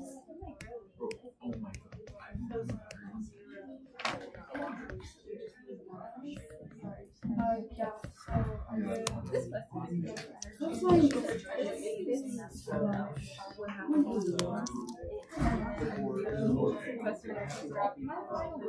I'm just I find that often weird.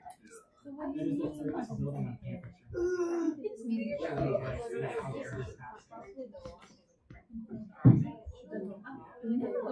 Not for the final one because I did why final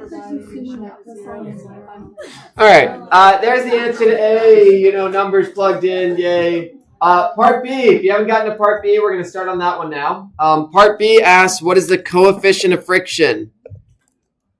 Now,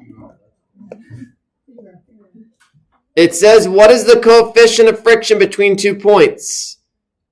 Between point B and point C, it's asking for the coefficient of friction. Now, if I just gave you this problem, how would you even solve that? There's actually a bunch. You could do this, kinematics. Let me think through that. Yeah, you all could do this with kinematics. If you wanted to. The second part of this problem doesn't require energy stuff, but we're going to do it with energy. If you all wanted to find, so it's asking for the coefficient of friction. The coefficient of friction, what is the symbol for it?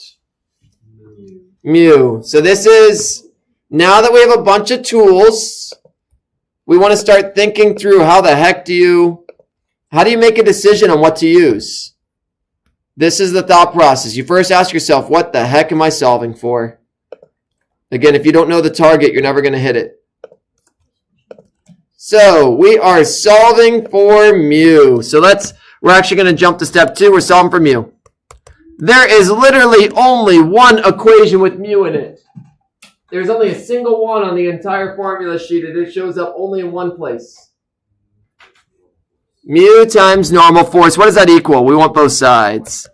Force of friction equals mu Fn. So, okay, we look at this equation. We say, do we know the normal force? Can we find that? Yeah, the normal force will equal the gravitational force because there's no acceleration up, down. In this problem, Fn equals Fg since the acceleration in the y equals 0. Great, that's nice. So, let's just rewrite Ff equals mu mg in this. Do we know m? Yes. Do we know g? Yes. Do we know the force of friction? We can calculate. Yeah, we don't know it. So then we ask ourselves, how could I find the force of friction? And there's 2 pathways here. One of them is kinematics, or force problems. Draw a free body diagram, draw the forces acting on it, find the acceleration, all that good stuff. Totally works. So one pathway, you draw a free body diagram. Oh, and we're between points B and C. So B is going to be my initial. So we're actually, goodbye, don't care about that anymore. This is my initial. Point C is now my final. How fast is it moving at point C? 0. In the problem, it says when it reaches point C, it stops moving. Let's see. What is the work of friction? What is the coefficient? Yeah, here it is. It moves along a horizontal surface before coming to rest.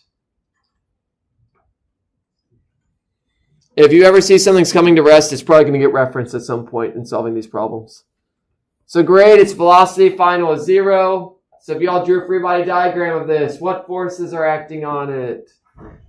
Friction. And then you have gravity, and then you have normal force. And then you all could say FF equals MA, and then you'd say, how do I find A? And then you go through whatever, all that process. Feel free to do that as extra practice. Or, what's an equation? An energy. Where does force show up? Work equals force times delta x times cosine theta. Do you all know the angle between the way you're moving and the way friction is? 180. Do you all know how far you're moving? Do you all know while we're solving, we need the force due to friction. Do you all know the work done? No? All right, then we go on another step. And it seems like we're making a bunch of steps here because I'm literally explicitly going through every single one. This is how you make decisions in life. You do this all the time. You all make lots of decisions in life. You go to the pantry and you decide, what do I want to eat for lunch? What do I have? Oh, I want to make this food. Do I have all the ingredients for that food? No. What do I need to go get those ingredients? Like, you do this all the time. We're just practicing that skill in a new context. So, great. Okay, next question. All right, I need work. What equation has work in it? The energy one. Energy initial plus work equals energy final. So the reason I'm explicitly saying all these steps, it almost makes it seem much worse, but this is the decision-making process, and as you get better, I wouldn't write it all out. Well, eventually you kind of have to write some of this stuff out, but as you get better at this, you'll immediately realize this is an energy problem. It's asking for force. I can find that from work. I can do this and that and that. But that takes time to develop those pathways that your brain realizes, if I see this, I can do this. If you haven't developed those pathways yet, just ask yourself, hey, I need this. What relationship? Oh, I need this. Can I find that? Oh, I need this. Can I find that? Just like if you're making a meal for lunch. Great. And then you all, long story short, we need to build this equation. What energy do I start with at point B? Am I moving? Yes. Yep. Am I above or below zero? I'm at zero. There's no potential. Is there any springs involved? Nope. Plus work at the end. Am I moving? No. Am I above or below zero? At zero. Is there a spring? There's no energy at the end. So it says the 10 meters. Yep. So when I was doing this, I did the 10 as the 0, y0, and then 10. So y is not, remember y is up, down. Okay. This is left, right? Okay. So you would have no. The answer is 0.327.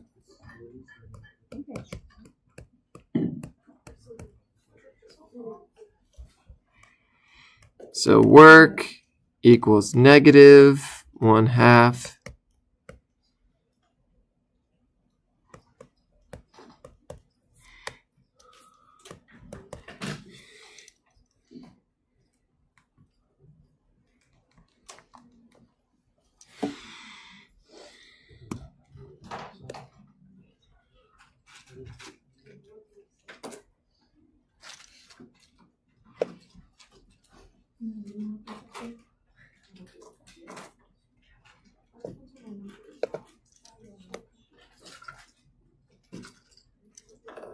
I think my colors, man, I just did with the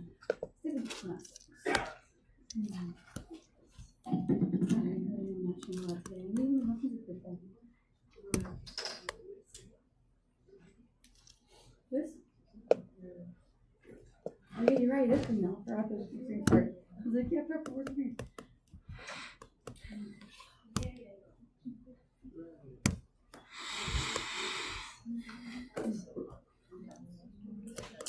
I got it. Yeah, I just had to. I forgot that cosine of one is cosine that you should. I would think that I'm like it's cosine of this thing, so I'm like they're capping that. It's always 180 is flat, and then yeah, falls out. Because no force or gravity and things like that. So it's on gravity, not doing force. Like on force of gravity. I think I'll bring this to the other Sophia. She'll stop my muscles. Especially with you. Oh wait, no, she's moving free. She can't use this.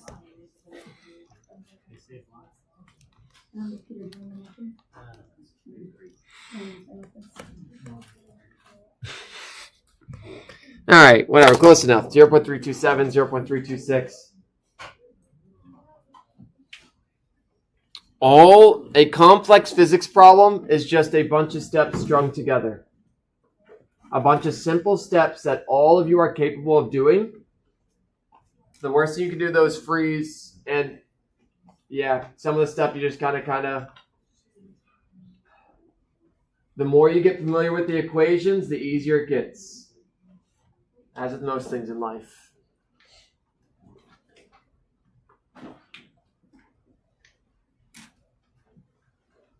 All right.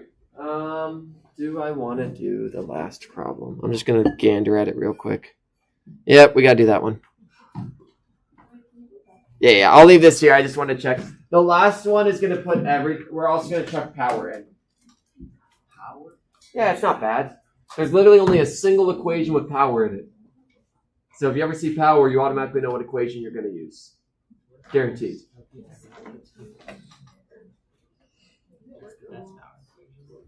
Torque times. RPM.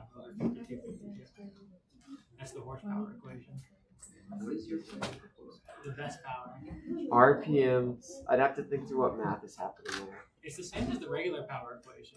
It's just because it's circular. Sure, yeah, I'm trying to think of why RPMs times. RPMs is like your acceleration. It's revolution.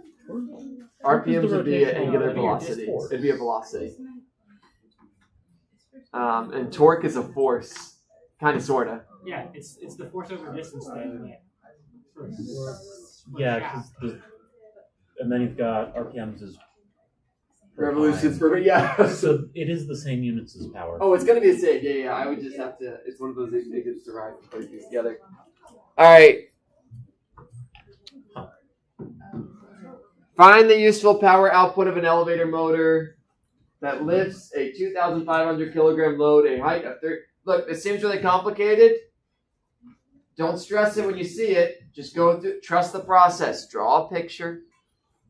Choose your beginning and the end. Start choosing equations based. They say power. You automatically know what equation you're gonna have to use for that. There's literally only a single equation with power. And then you go through to solve power, what do I need? Oh, to get that. How can I get that? But first, draw a picture. Find the useful power output of an elevator motor that lifts a 2,500 kilogram load, a height of 35 meters in 12 seconds. If it also increases the speed from rest to 4 meters per second, note that the total mass of the counterbalance system is 10,000 kilograms, so that only 2,500 kilograms is raised in height. But the full 10,000 kilograms is accelerated. It's not that bad. It's got a little nuance to it. So do you only use the 2,500 or do you use them both? So what it's saying here, only 2,500 kilograms is raised in height. What energy is associated with height? Potential energy. So when you do potential energy, you only worry about the 2,500. Which energy has to do with things moving? Kinetic. So what mass are we going to use with kinetic? 10,000. What energy is associated? Like that's why it explicitly kind of tells you this one is only used with height because that's potential energy due to gravity. This one's used with acceleration, which is motion. So that's going to be. Yeah. No, it's good. This is fun. Oh, and the answer is totally wonky. What the? Oh, no, it's watts. It's fine. I made it. I thought that W was work. Anywho, draw a picture first, y'all. Draw a picture. Draw a picture of an elevator going upwards. Draw the beginning. Draw the end. What is it doing in the beginning? What's it doing at the end? Wouldn't technically like half of the other 7,500 have to go up and half have to go down? So their potential energies cancel. Yeah, that's the reason. Yeah. So that here it just straight up says just worry about the 2,500 for height. Yeah. But that's the reason. Yeah. Technically, one is going up, one is going down. Their potential energies cancel. Yeah. But I don't want to be that mean. I took this wording for 0 seconds. I was like, that is nice. I appreciate that. I was a little confused. Yes. Yeah, that I appreciate they put the statement only 2,500 is raised in height. It's not technically true, but it helps convey the important ideas too. Yeah. Otherwise, you have to understand what a counterbalance system means, and that's a whole. It's not bad. An additional reason. But it's an addition. Any additional thing is avoidable. Just super quick. Sure. Power, so change in word. Yeah. Does that mean that you want to do like any initials, right? So you want to solve for power. One for. Okay. Do you know time? Yes. Do you know the work done? Do I? Nope. What equation? I know it's like it's initial and Yep. plus Yeah, that's it. That is change. That is change. That word is the energy. That change in W. So what's actually happening is No, it's a good point. It probably should just be. It probably should just be W. So basically, the problem It should just be W. around Yeah, and I'll probably update it to just be W. It's generally just putting W. So it's How much work is basically saying, pretend they don't do anything. The Because work in and of itself is kind of like a delta. It's in the sense of it's how much you gain or lose, how much energy you gain or lose. So in and of itself, it is a change. Yeah. So pretty much anytime you see work, it kind of is in some ways a delta. But yeah, it's a great question. If your picture stinks, the whole problem's gonna stink. No, you you don't stink.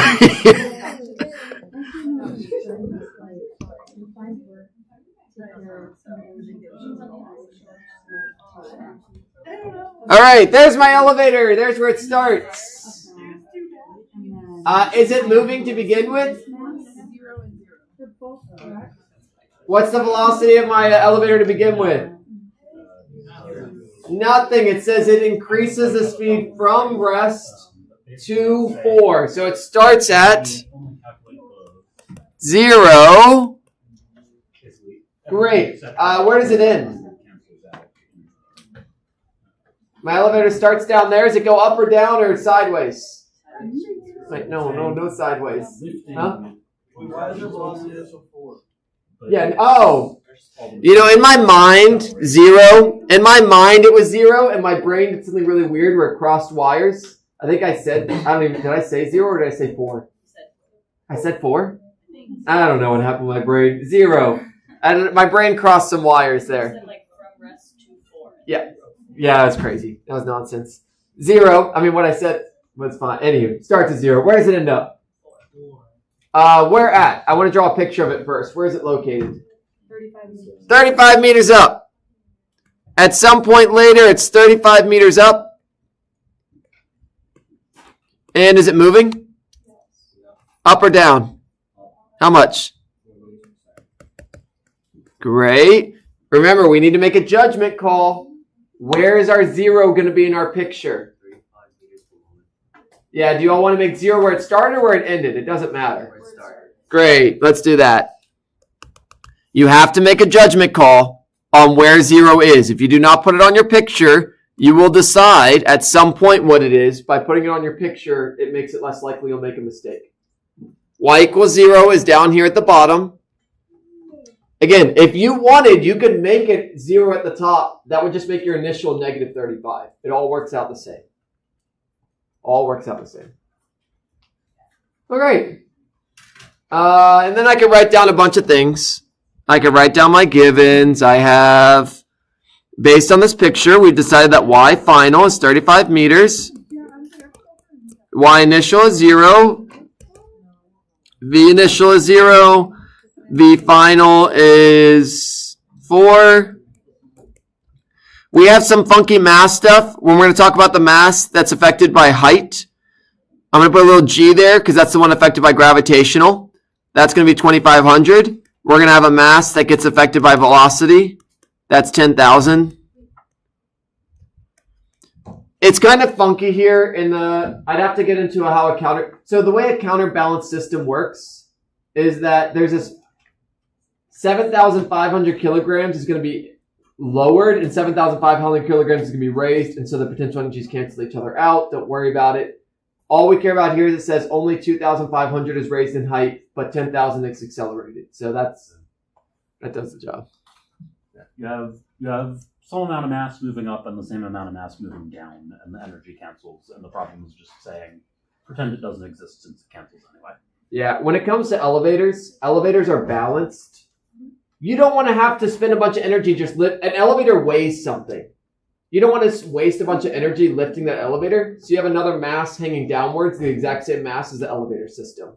Like a real elevator, there's a mass that equals the exact mass of the elevator. to make it easier to move around.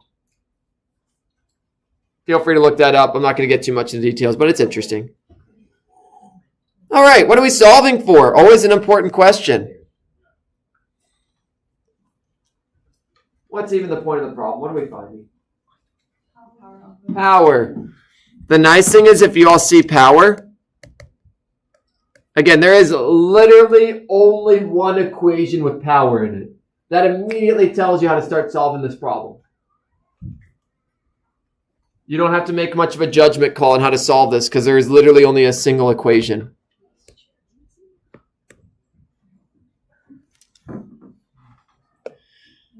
So y'all tell me, what is that equation? P equals what?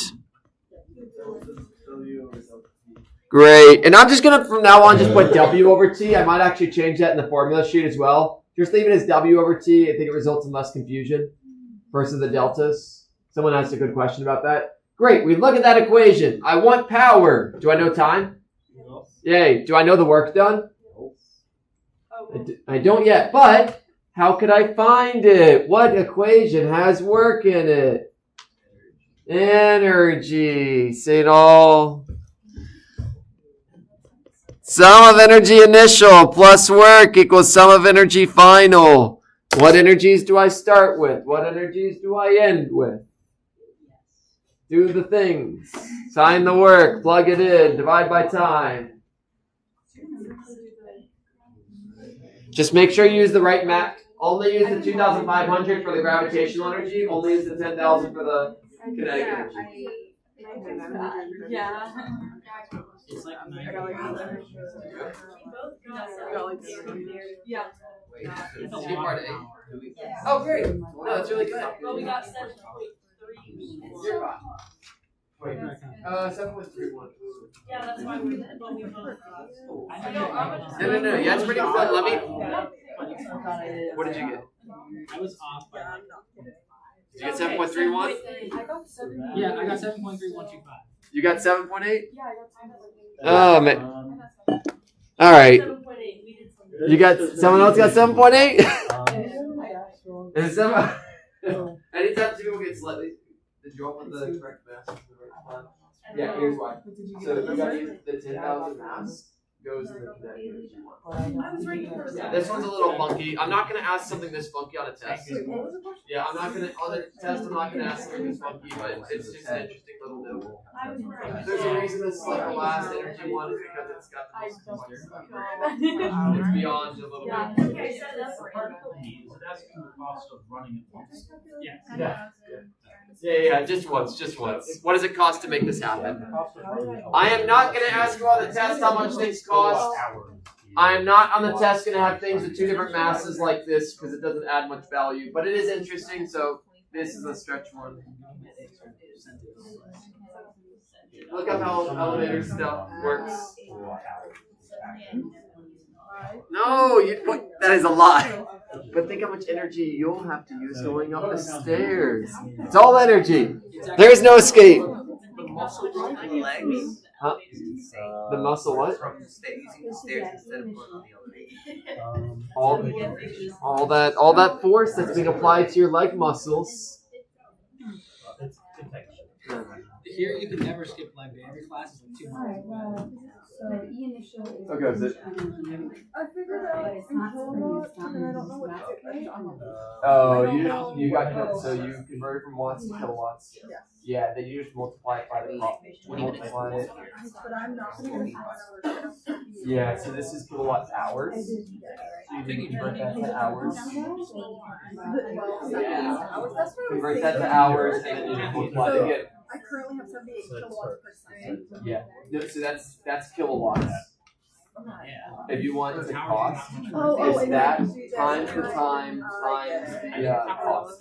Yeah. No, that's fine. But that's how you calculate the cost of the electrical device. You take the kilowatts times how many hours it's used times the cost per kilowatt hour. Which is just a fun fact kind of thing. Chuck it in that category of your brain. Okay, got it. Okay, Well,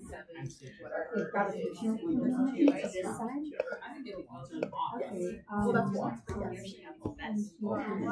So then on this side, would just make everything 0? Yes. Cool. Thank you. So yeah, it works out to where you're working. So EF has kinetic energy. It's the shortest and route in the Higher energy. Okay, cool. Thank you. This I'm using the kinetic I'm using 10,000. And then for this one,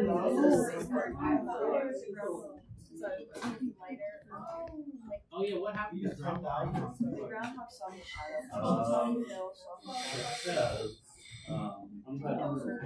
was the Also, isn't that from the movie Groundhog? That's the name.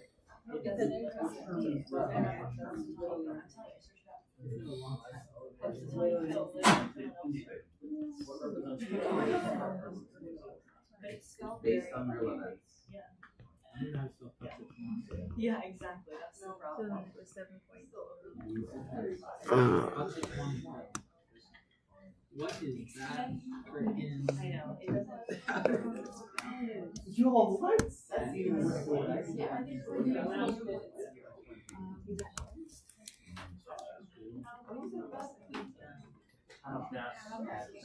Yeah.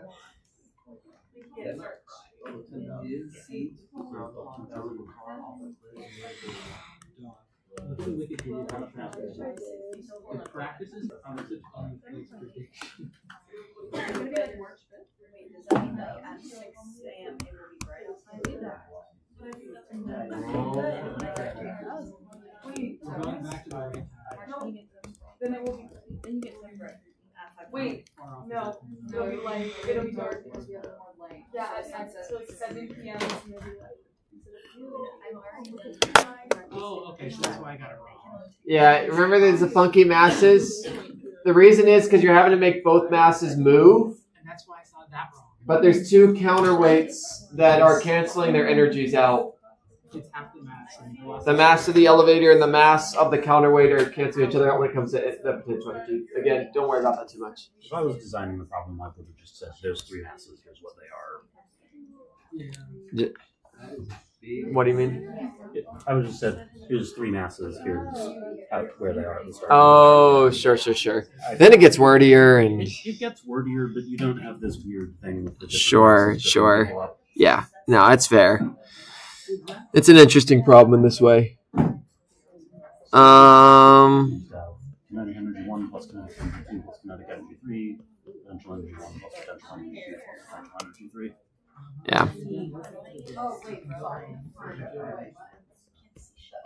Also, I thought of an idea for an example if you really want to make a point about the normal force thing. A magnet stuck to a ceiling. Yeah, that'd be an Like this interesting. much force from magnetism. Here's the mass. What's the normal force between the magnet and the ceiling? You can even have, yeah. It's like, yeah, if there's anything else that sticks to it. No, it'd be a good one. It'd be interesting. All right. The normal force would be pointed down. Yeah, no, it'd be interesting for sure. For the last one, again, you don't need to know this, but all we're doing here is we're doing the kilowatts times how many hours. So how many hours is going to be the seconds divided by 3,600 times the, what's the cost? 0.09? Cheaper than mine. 14 cents is what I'm paying.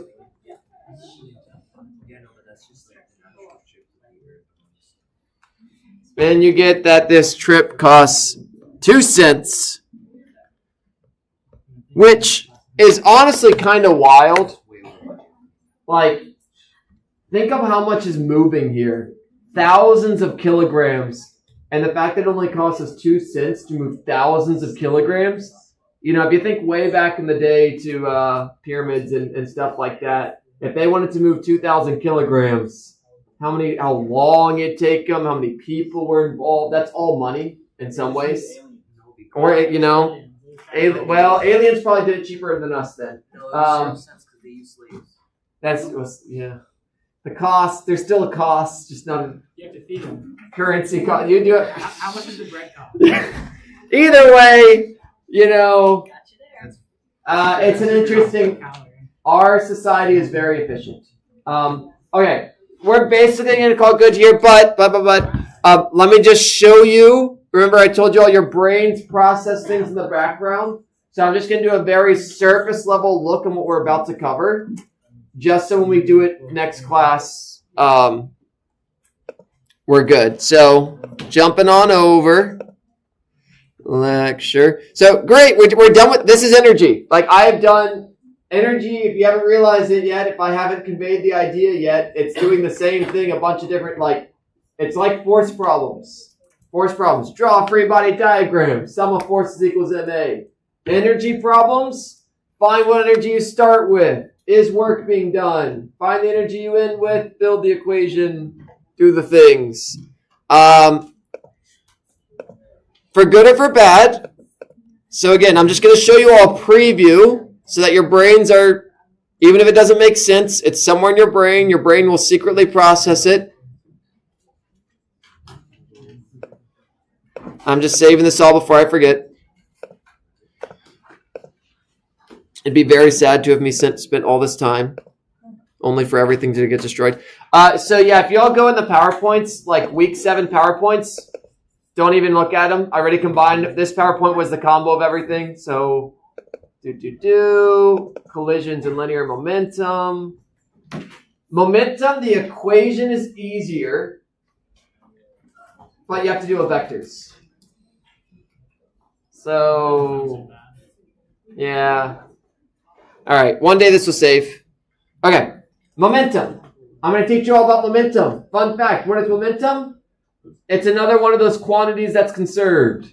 It's one of those things that people found if you add this, if you calculate it in the beginning and you calculate it at the end, it stays the same. What's the equation for momentum? M times V.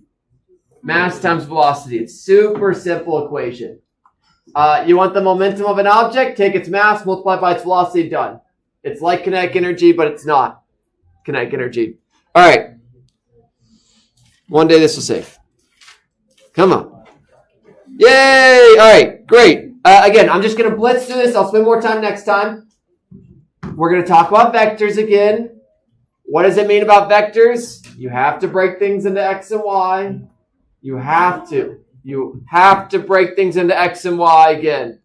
Then when we get to fluids, there's no more vectors. Whoa. Yeah, so great. Then look, there it is. It's mass times velocity. Again, I'll spend more time on this. I'm not expecting you all to write notes right now or anything like that. The symbol for momentum is going to be P. Why? No idea. What would you all like the symbol for momentum to be? M. M's taken. Can't use M because M's taken. Huh?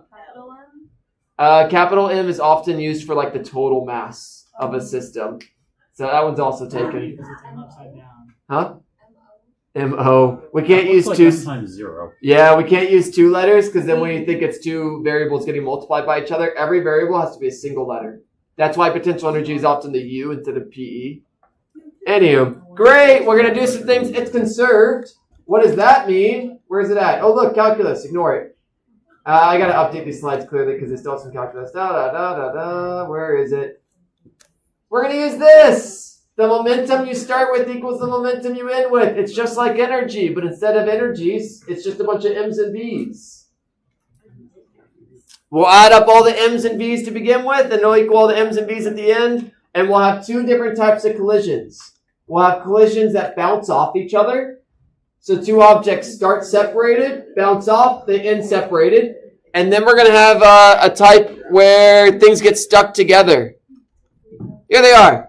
Look, 2 objects, M times V plus M times V equals M times V plus M times V. It looks way worse than it is.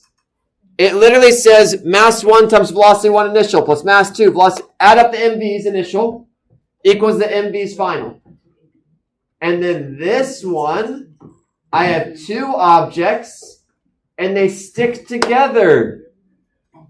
And so they share a velocity and their mass is the total mass. And we'll also do examples where they separate. 2 objects start together, and then they're not together. All right? So this is like, look, I've almost made it through the entire PowerPoint of things we're going to spend like a week on. And then we just do a bunch of practice problems. Oh, and X and Y, X and Y, X and Y. Anywho, so that's the foreshadowing. Hopefully that means when I start covering through it, your brain will be like, oh, I remember him saying blah, blah, blah, blah, blah. So we'll do that next class. We'll spend a couple days on this. Then I'll teach you center mass. Then we'll get to fluids. And then we'll learn about rotational motion after test 2. Yeah. Yeah, have a good one.